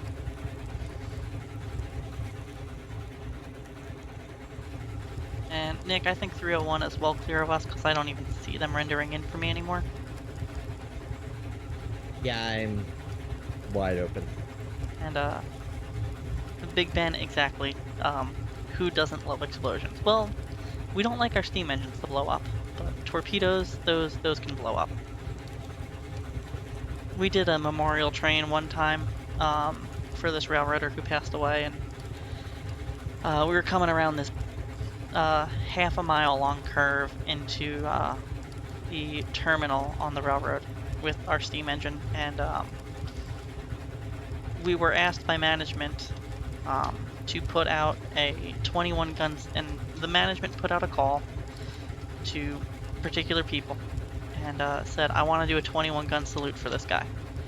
And these particular people had 21 torpedoes left over. And 5 of them, for you railroaders out there, were the giant double Canadian National ones. And we had 21 torpedoes in a row coming around a half-mile curve. And as we're going in, you hear bang, bang, bang, bang, bang, bang, bang, bang, bang, bang, bang, bang, bang, bang, bang. It was beautiful. It just looked like with all the smoke, it looked like we came down a like salute a grade or something, because it just looked like the brake shoes were on fire. But on the train, for everyone who knew this railroader really well, they were in tears because they knew what the torpedoes meant, and they recognized it as a 21 gun salute. The engineer brought the train to a perfect stop in the station, mind you, completely sobbing, because this man who passed away brought up the engineer and taught him everything, so he was completely sobbing. It was a very emotional. So aside from being used for practical jokes, it can be used for bringing out the raw emotion of railroading. Now, you mentioned some of these were CN torpedoes. Does that mean that the only torpedoes in existence are those that were produced in the steam era, ergo no new sources exist? Or is this another NDA thing? I don't know. I know torpedoes are outlawed. They are not outlawed, but no one uses them anymore because there's radios. So they've been written out of rulebooks. I don't think anyone's making them anymore. I think supplies are slowly dwindling of where they remain. The 21 we used for this salute were actually the last we had on the railroad. So it was a kind of a fitting send-off. Was it exactly 21 that remained too? It was exactly 21. We pooled together from our collective collections. The problem is torpedoes don't have a huge shelf-life because they're nitroglycerin. Yeah, it's dynamite. It's unstable too. Yeah. Yeah. So they are not a stable explosive. So you don't want to keep them for a long time. Speaking of things that are unstable, train 400 is at Woods here. Alright, copy that. 400's at Woods. We got a big line for 301 to go around us in the track too. 301's just passing May. Okay, good. Good timing. Big Ben says that he didn't sign a permission slip for this fields trip. Well, that's the beauty of what you get when you tune into the Virtual Railroader Academy. You can get everything from lessons on how real railroads operate or operated, as we demonstrate here on Railroads Online. You sometimes get the philosophical musings of one Nick Ozerak. You or the puns of another Nick Ozrak, and sometimes the emotional journeys that come with real railroading. And who says railroaders Courtesy in the aren't big softies? Yes. And Yes. Extra 93 were lined into the hole at Pratt's. You want an emotional experience? I can give you my experience with NS today. Um, Maybe Well, maybe I'll that save but that for might be a offline. different type of emotion.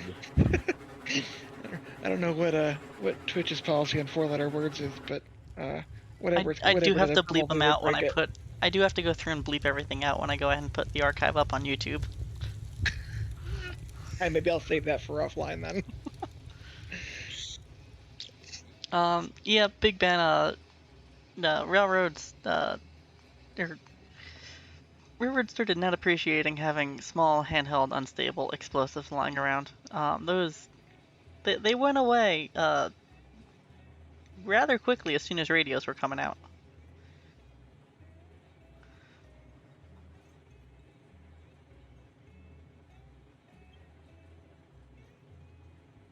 And then it's amusing to think of how, with certain railroads, once they were equipping locomotives, they made sure to highlight that those locomotives were radio equipped. Erie Lackawanna comes first to my mind. And Penn Erie, State I suppose, had that too. train phone. 2 cars Yeah, to go 93. basically everybody that wasn't the Lehigh Valley. Pretty much. A good story from the early Conrail era when they, started pulling all the power from all the different railroads around, and a couple of guys got on a Lehigh Valley engine. Like, how do you even operate this thing? There's no radio in here. Take your mark there, 93. We're in the clear. Because all the EL guys were spoiled by having radios. Valley used hand signals until 76. And I still argue that hand signals are better than the radio. I much prefer using hand signals when convenient.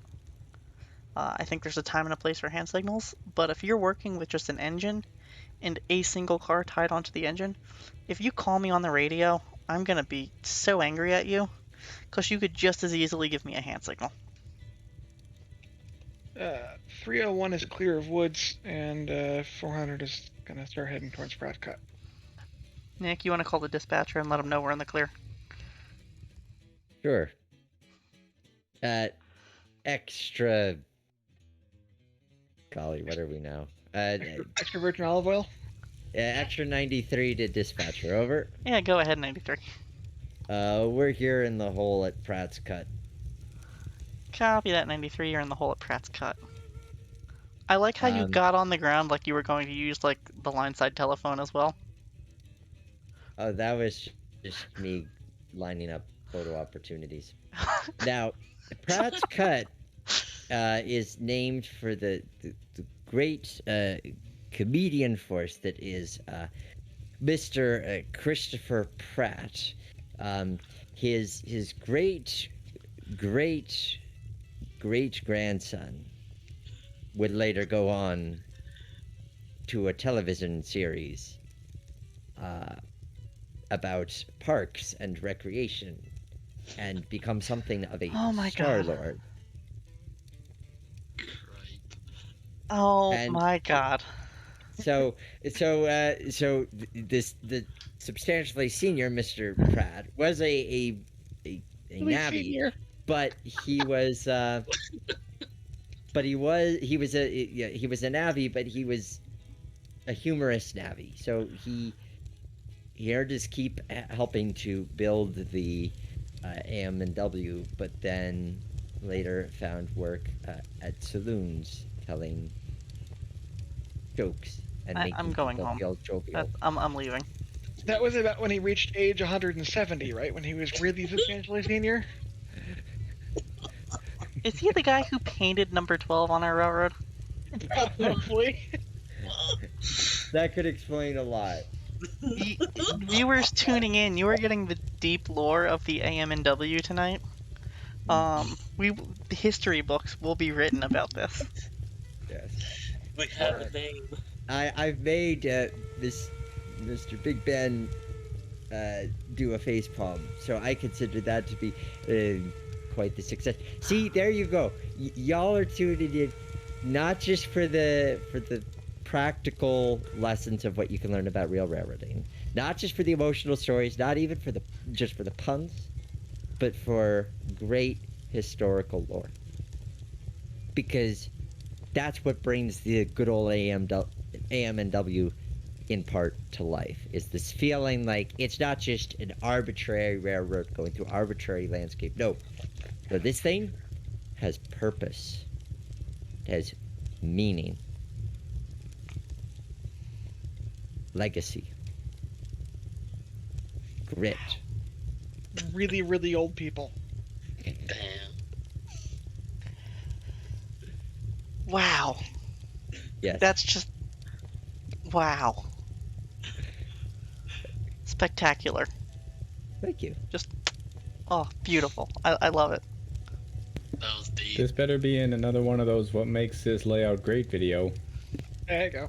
You know, Nick, I think by I figured fictional out. lore? I think I figured out our trailer. It's just gonna be you talking about fictional lore of the whole railroad.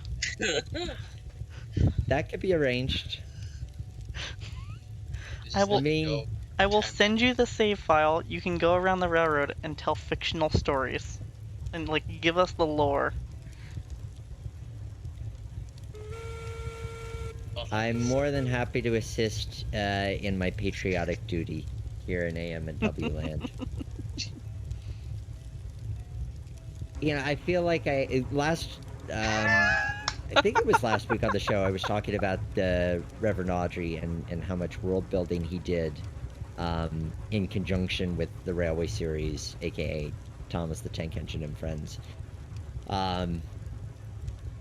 And so one can never have too many opportunities to practice at trying to develop stories, because it does add so much to the experience. I probably will talk more about that in conjunction too with what makes this layout great and Great Train Layouts Live, is just the idea of, especially with fictional railroads, if you have a sense of story and what was before what is, how that enhances the experience.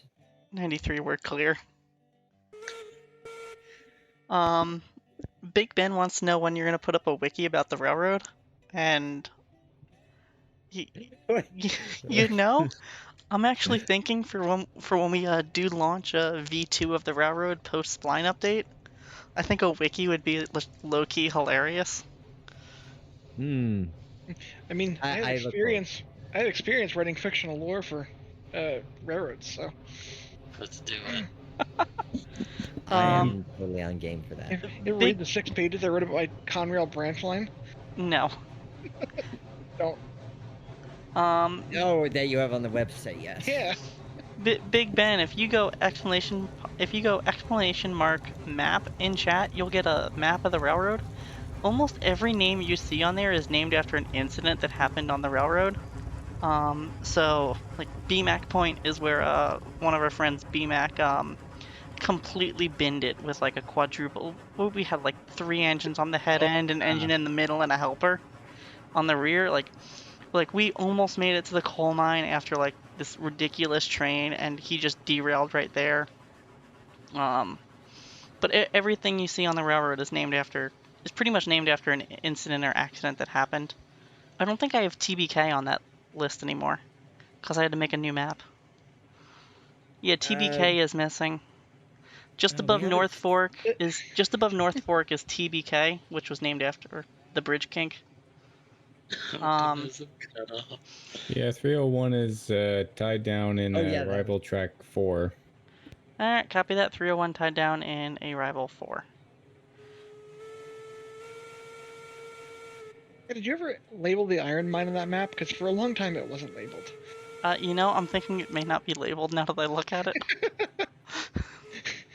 The iron ore mine is just not labeled. I also have to update it because the refinery got changed. Oh, Well- right, yeah, it's got the whole new alignment through Mohonk. Yes, it does. Hostler, do you want to line Nick and I in through the main line on the west side of the freight depot? And if you still have time, you want to hook on with us and help us unload and deliver this industry? Well, I'm gonna call it a night here soon, but I can get your switches line for you to go through the yard. You coming on the main, or you coming on the side track? We're gonna go main, straight through the west side of the freight depot. We're Ironworks bound. Oh, this is cool. Copy that. This is I love meh so much, especially with the little boxcar spotted here.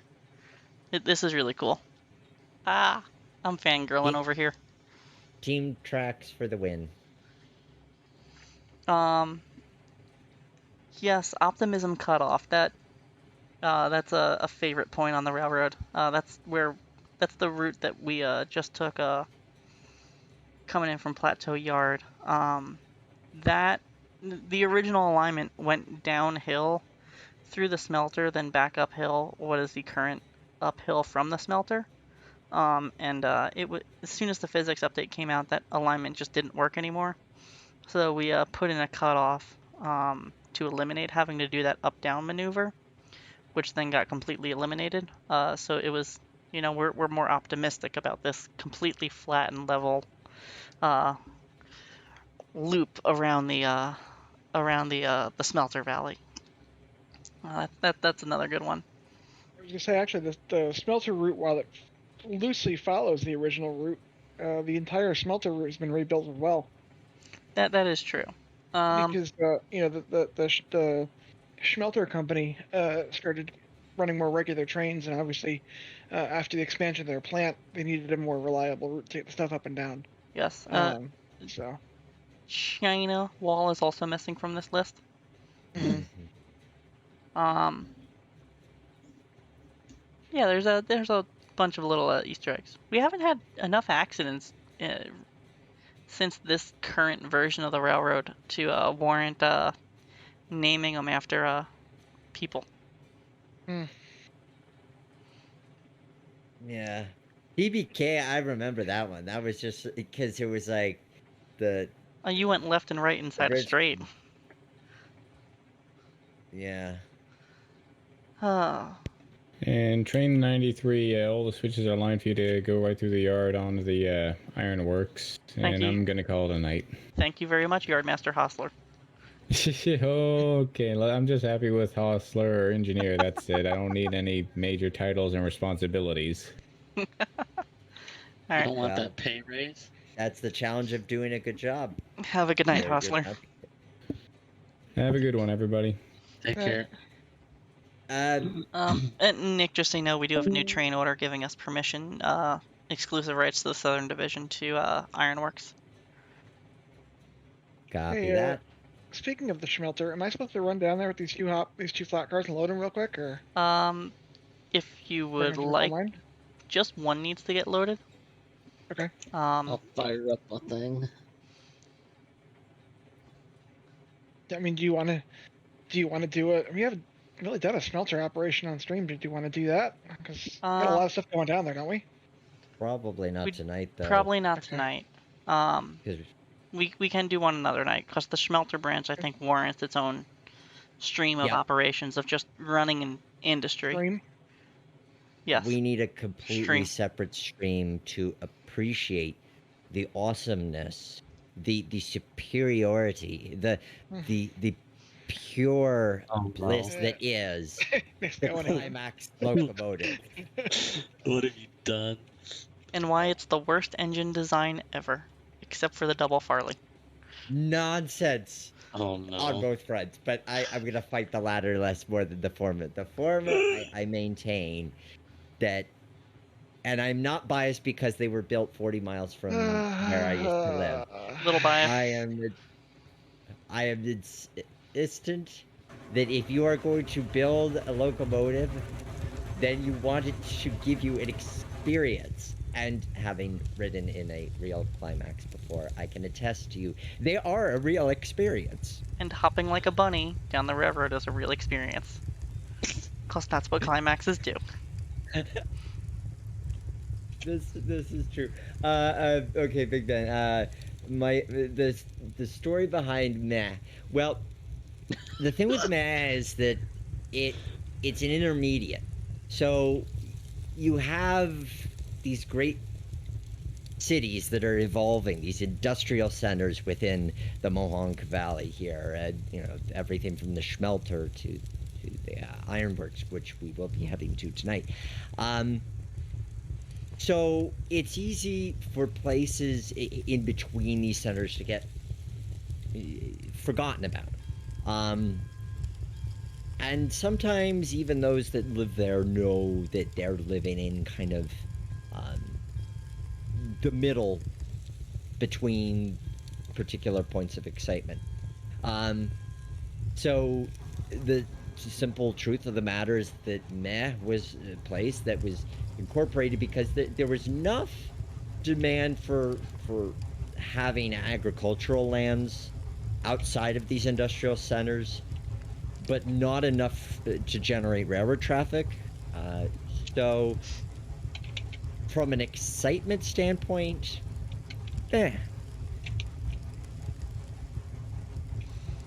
My God. We also killed multiple people at that crossing. Yes. No. With yes. hand not cars. not tonight. Yes, previously. Nick and Nick mostly- does have a mostly problem with killing people at crossings, though. But also mostly with like unprotected hand cars. And I do have like 3 unprotected hand cars to bring back from Plateau. Yeah. Because nobody ever gets off and flags the crossing. We just keep running into people. And we can't load them onto flat cars anymore, right? Aw. No, and that was you- the best way to. That was the best way to do that. You can, if you pick it up to re-rail it, push a car under it, and then drop it. Have you tried the box car? I have. It doesn't work with anything. The what car? Using the put it box in car box too. cars, too. Oh. You know, As long as nothing- because of the way the programming looks at it now, it looks if there's going to be a collision, then it won't let it drop. So it's So you looking have for to- a rail-to-rail collision, or a wheel-to-rail collision. We need a ramp. A TFC ramp for speeders. for hand cars. Hey, I'm reading this great book about Auto Train Corp. It does lead one to have ideas. You get a copy of that book? How is it? Yeah, it's the Doug Riddell one. Yep. It's very good. It's another one of those. You don't have to be a train history nut to appreciate it. It's written with a general audience in mind. Because it explains simple things like switches and blue flags. Cool. And it's such a people story. And I think some of that is just the benefit of the fact that Auto Train's history was 71 to 81, so it's relatively recent as opposed to something in the 1860s where there's not exactly a lot of people from that time period alive today that you can ask firsthand experiences. But it makes the most of that. It's not just a convenience, that there's a good amount of effort devoted to these, especially the car hosts, their stories. I am personally saddened that you figure there's so many cars that owe a debt to Auto Train that are, used on tourist roads, especially those big Santa Fe domes. It is a shame, in my book, that not a single one survives in the iconic red, white, and purple paint. That's gonna change soon. Well, yes, with Auto Train 3. Yes, which is probably the best one to restore if you're gonna pick something. Yeah, and admittedly, that's the most obvious because, I mean, those auto cars were either just Canadian National, or Auto Train, and that one in particular. Oh, hi. Hello. We both had the same idea. But yes, that one in particular, being that it had that cupola added, so that it really is one of a kind. Yes, it makes complete sense for it to be Auto Didn't Train. the Susquehanna run with those domes in Auto Train colors for a while? Briefly, yeah. They had them. Briefly. Yeah, they were pretty quick though. Walter said it looked stupid. He's not wrong. I don't disagree with him. It's iconic.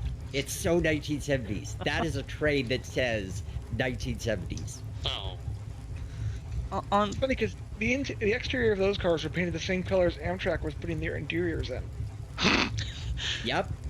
Although the interiors of the auto train were also red, white, Yeah. purple, with yellow thrown in. ugh, So it was a vibe. It was a vibe. that it sounds like a vibe. There will be one of these days what makes this layout great, or Nick builds something like that where because I want to do an auto train centric layout. I think it'd be fun. Nick, I would pay a lot of money to see a whole series of what makes this paint scheme great, and just pick the most horrendous paint schemes you can think of. Well, Kodachrome. we just The Kodachrome just- scheme, like even the Chessie scheme, like it's a really stupid combination of colors. But those colors should not work together. No. Union Pacific. hmm There, I said it. Who paints I've an engine never- bright yellow? Well, what about that the KCS bicentennial engine that was painted by a bunch of elementary schoolers? yeah, but you Oh. got to give it a pass because it's kids. I know, but that's still like, who cares? but like you should definitely do it tongue in cheek and just analyze the paint scheme like it's the greatest thing in the world. I was thinking of doing a what makes this layout great for April 1st. Central. Analyzing Penn a Central, Penn wooden. Central. No, because Penn Central's going to come into the mix. In sincerity, I mean, there is a Penn Central Historical Society, so there are folks that take that seriously. No, this is a matter of doing one of those wooden railway layouts, like Oh my god. make, yeah. That could be really fun, is sort of designing a wooden railway thing and then doing an analysis of why it'd be fun to operate. Shout out in the comments if you played with wooden trains as a kid, or even beyond that. I am proud to say that I had a nostalgia streak about a year and a half ago, and I took mine out of the closet and had an afternoon of fun with them. I appreciate that. Hell yeah. Still got all mine. Mine are in a box in my mom's basement waiting for me to move them out when I buy a house. There you go. She wants them gone, and I don't want her to sell them. Now, were yours Brio or were they generics? Brio. Mix. It was Ah. a mix. Yeah, the Brio is particularly nice. Look at you being fancy. Well, you know, Yeah, I mainly had generics. I had a couple of Brio. Mostly I'd generic. kill stuff. for some Brios, even now. I had some Lionels. That was an Ooh. The interesting. ones with the battery in them? No, there was a brief period where Lionel, it was compatible with the wooden track, but they did plastic track. I have some of those. Oh, yeah. I had one of those, but I had Those were cool. when as heck. Lionel was doing those kids books, I had the President Washington one, And and it had the green President Washington, battery powered, fit on the wooden tracks. I had one of Yeah. those. Oh, this is turning into a feels. Because we're a little bit extra tonight. Yes. Dang it, I'm out of I- cleaner. I've tried to think about how one could have fun using wooden trains to demonstrate real railroading concept. That would be amusing. Ultimate shelf layout is the wooden trains on Oh the my coffee table. I love that. Yep. So yes. Big Ben. The better question is who didn't play with wooden train sets. An alternative idea for April Fools. One of those train set kits that comes with just enough track to make an oval. Oh yeah. no. Yeah. I could see that too. Do a starter kit with a Christmas tree. For your Yeah. next year's What Makes This Layout Great on April Fools. Yeah, that's true. The figure eight. I mean, it was just a little too soon because I'm only 3 episodes in. It's like I can't do an April Fool's just 3 episodes in. I need to be established, and then I can continue to Oh, like. no, what you need to do? Now that Christmas in July, you need to do like April in like December or something. That's a thought Oh, too. yeah. Yeah, Uh, plenty of it can have fun with that. just circling back to Extra Trains, when you were talking about books, it reminded me of this great book called Rights of Trains by Peter Josserand. If you really want to in-depth know-how into how timetable and train order works, or how railroad rule books work, he worked for the Southern Pacific, and he wrote the book on how to write the book, as Mm. so to speak. It is an excellent book on how to write rule books and give rights and how trains operate and in what order and yada yada yada. Can recommend it. It is a very very good book. We should have a reading materials kind of thing. I mean, we are the Virtual Railroader Academy after all. This feels like we need to put together a reading list for our Good. students. I feel like I this can could go on use the one. wiki. Mm-hmm. Is it It's, gonna be a wiki or a website at this point? we should probably develop a website in the That too. near term future. I Hey, still pilot. gotta. Yeah. Your train is all over the place. Oh gosh, what happened? You only have 3 cars and 2 of them are on the ground. I turn around for 2 seconds and it all goes to pieces. He binned it. There. Binned it, You're- folks. You're coming down a straight section of track. I don't know why they're derailing.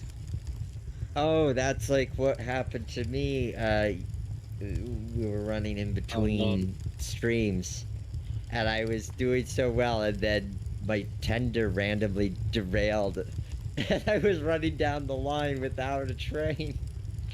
Yeah, I figured out what the problem is. I used this program that reduces the number of control points in your save. So it Okay. reduced my control points by 19%, and it combines splines to make them longer. But it left some Oh. weird wonky splines that left That'll do it. what I'm calling heat kinks in the railroad.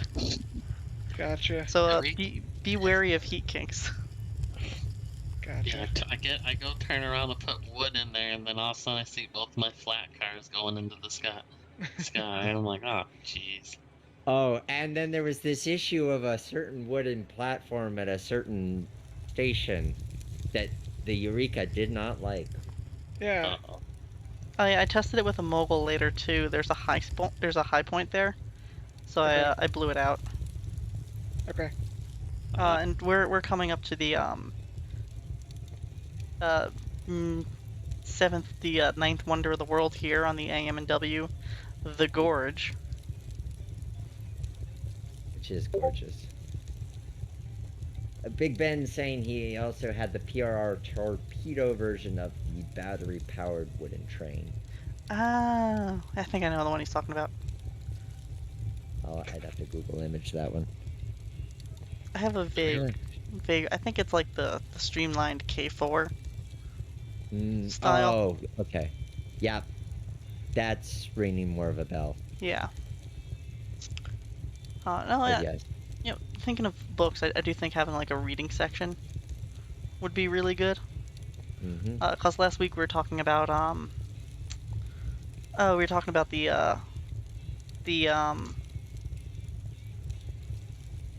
the local freight, and what was the book we were talking about? Mixed Train Daily. Mixed Train Daily. Mhm. Rights of Trains I would put on that list.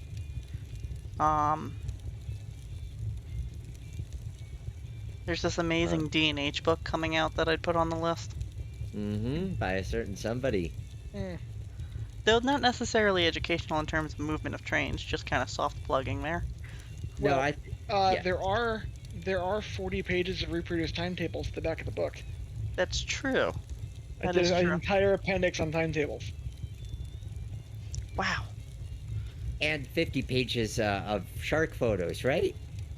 No. So I actually specifically avoided that. There's like 2 pages of truck photos. I know, that's why I was saying there were going to be 50. 'cause How I many know photos that of the steam engines?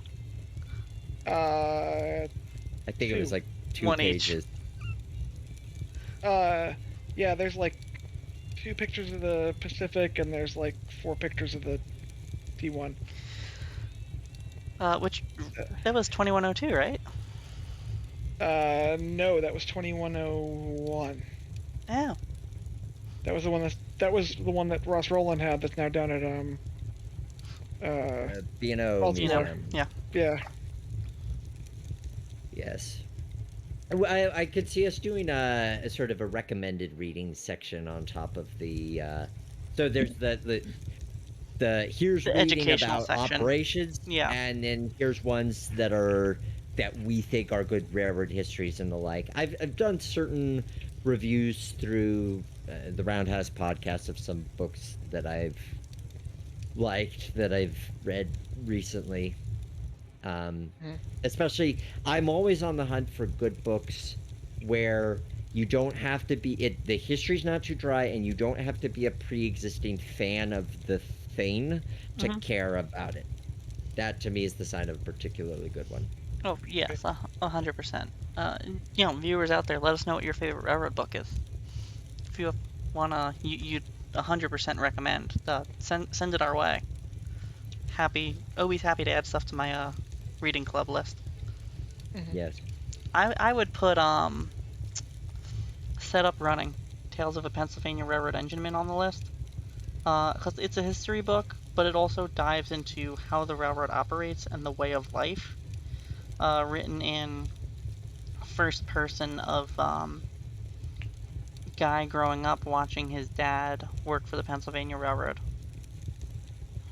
And getting stories from dad about running coal drags up the Elmira branch,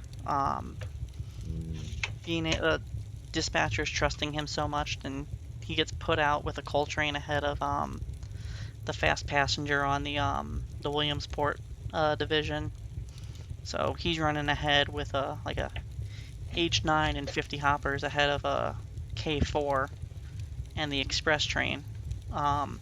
So it's stuff like that. It's a very good book about the history from 1890 something to God. When did the Pennsy dieselize? 1950, 1940 something.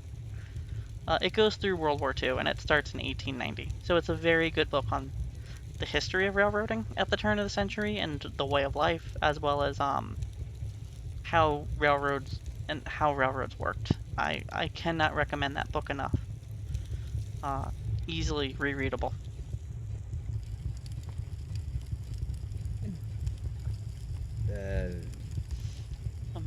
Ninjas chiming in with The Men Who Love Trains by Rush Loving Jr. should be required reading for anyone interested in U.S. railroads from about 1960 to 2000. Why do I know that book? Yeah, it sounds familiar to me as well. And I'm give a shout out to Steam Train to Yesteryear, the Monadnock Steamtown and Northern story by Rick Kafori about the early days of Steamtown, or essentially what would become Steamtown, USA, that would then become Steamtown National Historic Site. Right. I think it is such a great look at early tourist railroad history, something that is very underdocumented, because a lot of times the historians look at, here was the railroad in its heyday as a common carrier, and then once it becomes a tourist entity or there's a tourist element, it's sort of an afterthought. So to have something that looked at the culture of starting up a tourist railroad when that as an idea was still relatively new. Very good read. Lots of good photos. Lots of good photos. I got that one for Christmas and I still haven't read it yet because I've been reading so many other different books, railroading and not. I gotta pick that one up finally. And I would make the case that the Canadian National 464 tank engine one of the most ingenious steam locomotive designs in North America. Oh, yeah, duh. Love that engine. That'd be on my tour. Being a little bit foamery here for a minute, that would be on my tourist railroad must-have list. We just stall with 2 cars. The brakes. I already did. You guys are ill-prepared for this trip. We Apparently. only take 2 carts of wine. I have Two sand rail cars down. and a caboose up the grade. With the climax. Yeah. Yes. Do you have fire? Oh, did you have it wide open? Yeah, I did. That's why they haven't fixed that bug yet, where you can't go about 90%. Oh, that's right. I'm mentally. I'm like, a climax in this I was game like, would I pull know the I can earth. do this. God, Would I pull love the it. earth if you put chains. Just connect chains to the ground, and the climax would Yeah. change the rotational speed of the earth. Uh, Squiggy, Railroads and the American People. Yes. I've read that one. That's a good one. I have not read that one. So I think I have. I gotta Google it quickly. I think I have. Sorry. the Men Who Left Trains, which was mentioned in chat, Mhm. is written by Rush Loving, who's a journalist, not a historian. And it follows essentially the career of Jim McClellan, who started working for the Southern in the late 50s, early 60s.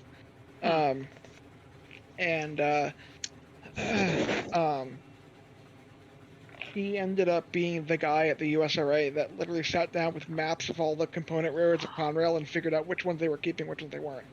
Oh, yeah, I've heard of this guy. After doing the same thing for Amtrak. So, that's, he's Jim McClellan was a very interesting guy. Unfortunately, he passed away in 2016. I had the opportunity to meet both him and Mr. Loving a couple times, and actually both of them were pretty instrumental in the first book that I wrote, The Lehigh Valley, that I did when I was still in college. Jim McClellan was also involved in my first kidney stone, so there's a whole separate story there too. The deep lore. Yeah. All But right, yeah, we're lined in, Nick.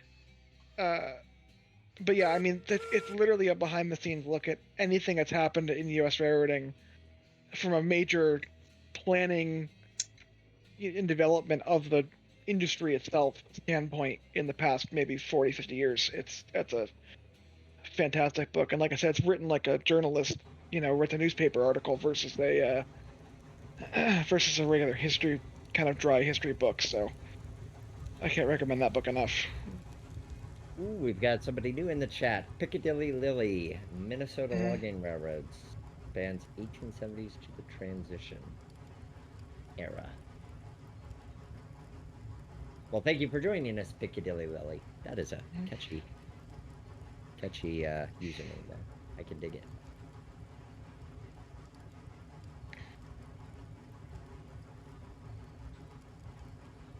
Yeah, I can't say I think of when I think of logging railroads, I confess to not thinking of Minnesota. But that isn't to say that there isn't reason to think of Minnesota. Just because I'm a Pennsylvania guy, so that's what I'm going to think of first and foremost. And we had some good ones in PA. The Tionesta Valley, the Tuscarora Valley, 2 TVRRs in the same state. Not confusing at all.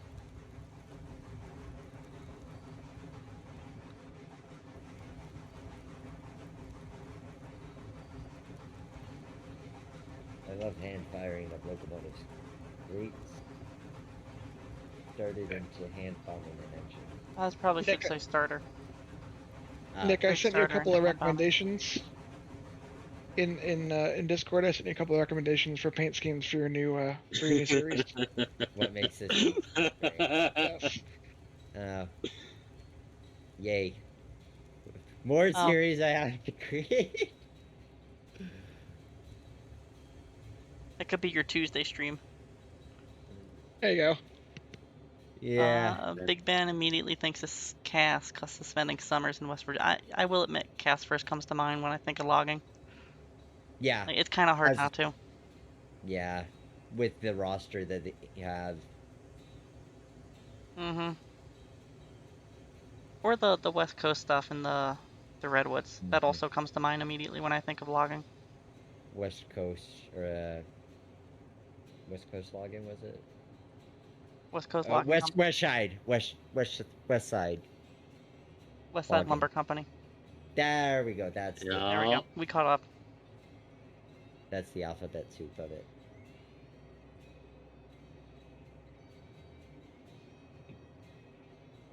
And now we have arrived at the Ironworks, which is just the Ironworks. For all of the creative naming that we've done, this has not been named. We haven't had an incident here worthy of naming. No, I'm it trying. is the though- end of the line, I think we have been to every industry on stream now. except for the smelter. Oh, that's right. We have not made it to the smelter. But yeah, we've done coal mine, iron ore. Yeah, because last week we did. We did the refinery. This is true. Oh no, we haven't done So logging y'all- camp.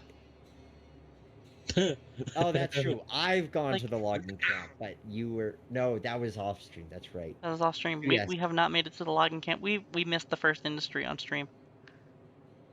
We should probably fix that up before we take people up there. No, it's fine. It's a logging railroad. It can be garbage. Yes. We may lose Big Ben as a follower because I hate Chase. They're a terrible design. Ew. Because the climax is superior. Exactly. No, the climax is. God, what's worse? No, the climax is worse than a Shay. No, the Shay's offset boiler. It's not symmetrical. Oh, yeah, but it's also. Yeah, but the climax hops down the railroad. I'd rather take a hop than a lopsided engine in general. This is true. They do tend to shimmy kind of hard.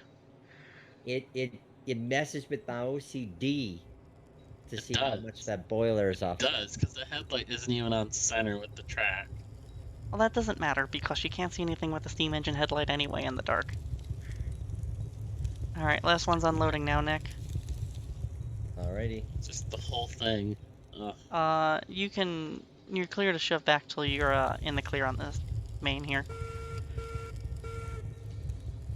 Look at Big Ben. No offense, I hate logging engines. Coming from running and firing, logging engines are stupidly Well- designed. Well, I'll tell you what you might like. How about a nice Don't say Alco double fairway. 28? No. A nice Alco 282 tank. Now you gotta admit that would be nice. That would be nice. Hey, Squiggy's back. Hello. Twiggy, K-pasta. De Niro. De Niro? Mhm. Don't. No, we gotta talk about the cursed big boy. Alright, handbrake set on this end. Handbrake You wanna- set on mine. Cut yourself off and run around. I'll get your switch on this side. Mm-hmm. You wanna fly this? Yeah, why not? Alright, I'm ready to cut.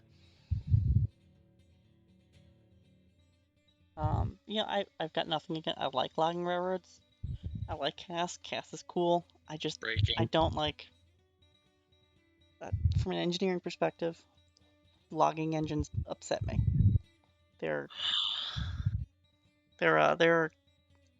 They tear themselves apart more than a normal steam engine. But see, if the Alco did a lot as far as they got into the game late, but they did pretty decently with their 282s and 262s. That's like that thing that's sitting at Strasbourg, all torn up, right? Yes. Yeah, exactly. Mount Rainier also has one. Oh, yeah, we were just talking about this the other day. The former what the railroad with the name I can't pronounce. It's for sale out in Oregon. One of the 2662s from what's his face's collection, Kempner's collection. Oh. Sierra 38, 8? Sierra 36, the Malay, Warehouser. the Warehouser. Yeah, you know that thing's less than 80 feet long with a tender? Really? Yeah, That's not that big no. for what it is. You could fit it on a 90-foot turntable. Well, Um, is it standard or narrow? it's standard, but still, like, in terms of, like, you think, like, big 2662 Mallet, it's gonna be massive, especially standard gauge. Smaller than 90 feet. I think it's like 88 feet or something like that. Pilot wheel to rear tender truck. So then the question becomes, will it fit on the turntable at Frostburg? It will, but it can't make it around the curve to get onto it. Right. It'll fit in the turntable at Port Jervis. Well, there you go. That's You like a should, 400-foot turntable. Yeah, it's 115, but yes. Talking about 38. Yeah, Yes. the Sierra engine. Yeah. Those logging Malay moguls were known to negotiate tight curves as well. You could put a Wait. Greenbrier on the turntable in Port Jervis. Really. That's a thought. Wasn't that Sierra engine sold? Or was that a Uh, different one from the that m- collection? the mic, one of the mics was sold. 38 still for sale. Yeah, 38 and 36 are still for sale. 34, which is the mic that's been sitting in the Sierra Roundhouse since ever, was sold to a private donor who sold it to the Sierra Railroad, who donated it to the state of California. Wait, why would they donate it to the state if it's already on the railroad? Because the state owns Because the the railroad. railroad's in it. Yeah, that. I did not know that. You know, Sierra Railroad, or what is it, Railtown 18 whatever? 1897. 1893? Yeah. It's a state park. So they purchased it, then donated it to the state with the, with grant money that it gets restored to operation. You got half a car there, 93. Why don't they just take all the Sierras back to Sierra? Truck length. And pins in, handbrake's knocked off. We'll move this caboose over and we'll just double the train back on top of it instead of kicking it. Did your fire go out? Maybe. Do you want me to run the helper or the main engine? I don't care. Maybe I'm just tooting the whistle a little less hard than I might otherwise. Do you pull a Casey? This is my second time tonight, yes.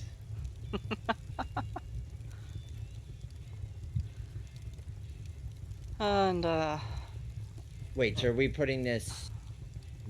we're gonna kicking put this. it in. We're gonna kick this over onto the siding, but not too far, and then we'll just Right. grab the train and pull it out, and then back it down on top of the caboose. Okay. All right, and that is far enough. Pins pulled, so okay to give me a kick when you're good.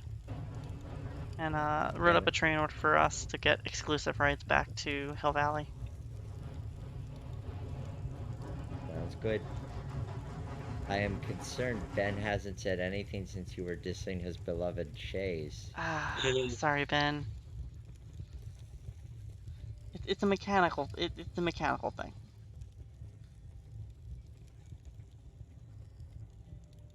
Oh, he's still here. Oh, okay. He just wanted to hear you apologize. That's clearly what it was. I'm sorry, Ben. Sorry. We are here to entertain and make sure that we are providing safety and comfort for our guests slash passengers slash students. And we hope that you've been enjoying Railroaders Play Railroads Online here as part of the Virtual Railroader Academy. And if you like what you're hearing, be sure to follow us here on Twitch by just pressing that little follow button. And we've also got a Linktree, which I keep forgetting. It's linktr.ee /Virtual Railroader Academy. Yeah, links in the bio. Yes. And you can check out our other social medias. All right, you associated are with it. pinned on. Okay to pull. Train 400 to dispatcher. Yeah, go ahead. 400. We are northbound out of Plateau with a helper on the head end and rail cars and everything tied back on. Copy that. I'm gonna bring both rail cars up with us, and we'll just leave one up at the coal mine if it doesn't get fully emptied. Okay. Yeah, that works. Pain in the ass to set it out at Plateau, so. Yeah, understandable. And besides, you already paid us for 2 jobs. Now we don't want a second job to the smelter, so you know. You want to pay us for yard crew too, did you? No, I did not. I don't want to pay you for another 12. Yeah. Could use the overtime pay.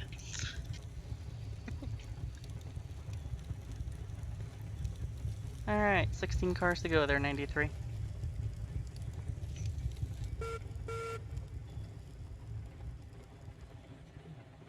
And as always, we welcome your suggestions, your feedback, your comments, whether you're watching with us live or you are watching after the fact, because our primary goal, amidst our occasional silliness and side tangent of conversation, is to make sure that we are educating you on how railroads used to and still do operate, especially steam railroading, by using railroads online as seen here. So if there's concepts that you would like to have illustrated one way or another, we will make it happen to the best of our and the game's abilities. 8 more cars, Nick.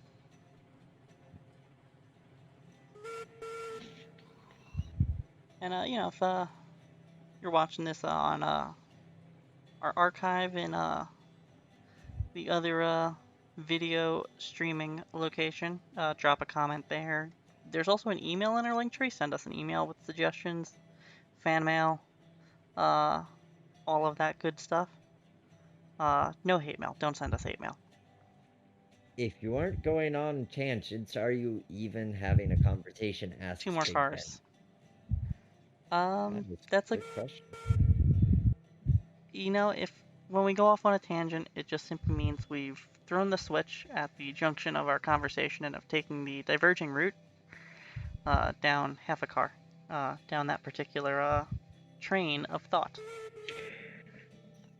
And far enough, 93, okay to shove 4 to a hook.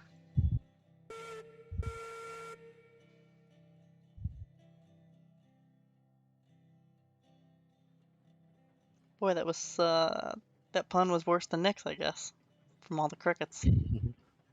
Sorry, I was Ooh. distracted by changing directions, so I missed it.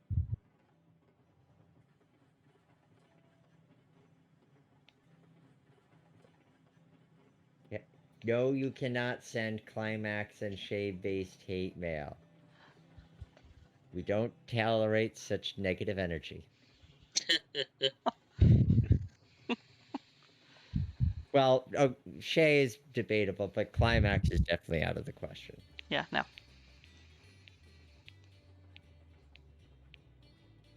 And you got 2 more cars. Willamette's also accepted, though. Are those knockoffs? Some would say superior. Well, they did have piston valve and valve shirts, valve gear. So I will give it that. 1 more car, 93.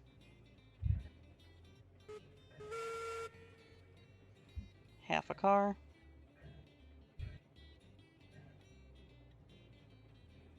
Truck. And pin is in. Handbrakes are knocked off. We can get out of here. And I am now joined by my cat, Luca, which Aww. means he's waiting for me to feed him. Because he has that look, and he's not being Mr. Oh, I'm so sweet and cute, and don't you want to cuddle me?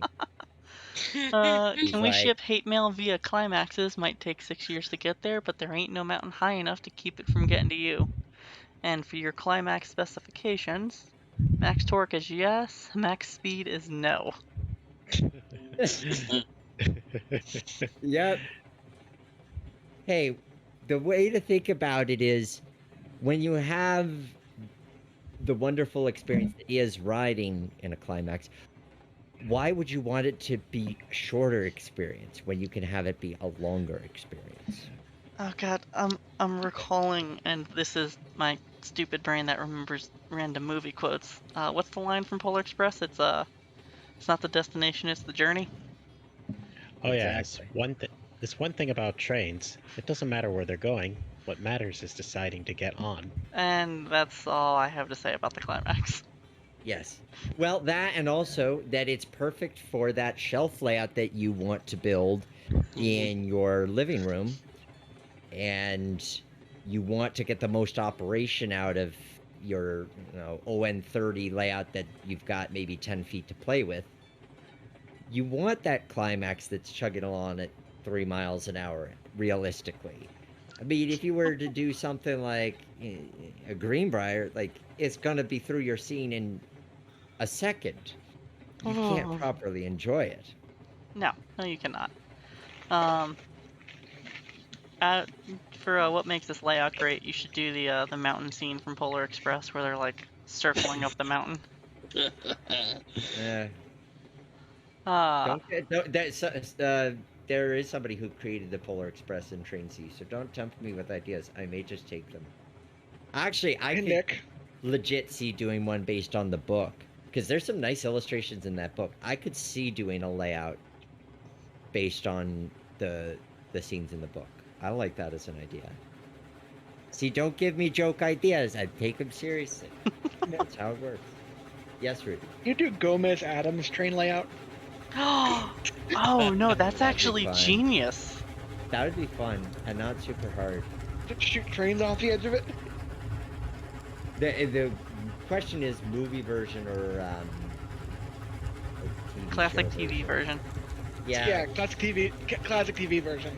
I think it's the 4x8.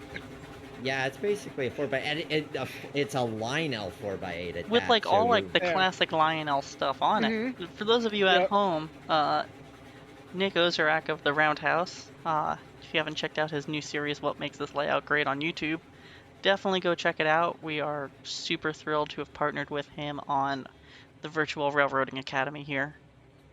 YouTube.com. Search Nick Ozorak. That last name is spelled Ozorak. No, I am not a mountain range in Arkansas.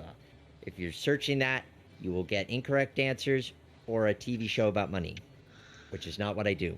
I do the podcast, which thank you for your kind words about that. And yes, what makes this layout great, where we look at track plans, and my live streams, which are typically every Thursday at 7 p.m. Eastern, where I'm building train layouts in the Train Z Railroad Simulator and talking about experimenting with different ideas and talking it in greater depth about design choices when realizing track plans. And well, folks, it's I do have a hard curfew tonight. Unfortunately, I didn't realize the time. I We're thought it was a gonna lot sooner. yard it at we'll just yard it at Big Valley Yard. At a mile Yeah. long, yeah. So Well, folks, Pilot, you want to yard this here? Because we're pulling into Creek Tank right now. Yeah, let's do it. folks, thank you so much for watching. Really appreciate y'all coming out tonight. Let us know in the comments if you have any other questions, things you want us to see. Send us an email or on Facebook. So drop us a thing in there if you want us to do something specific. Also in the link tree. Thank you so much for coming out and watching tonight at the Virtual Railroader Academy. I'm Casey. and I'm Nick. Thank you so much for watching and have a good night. Good night.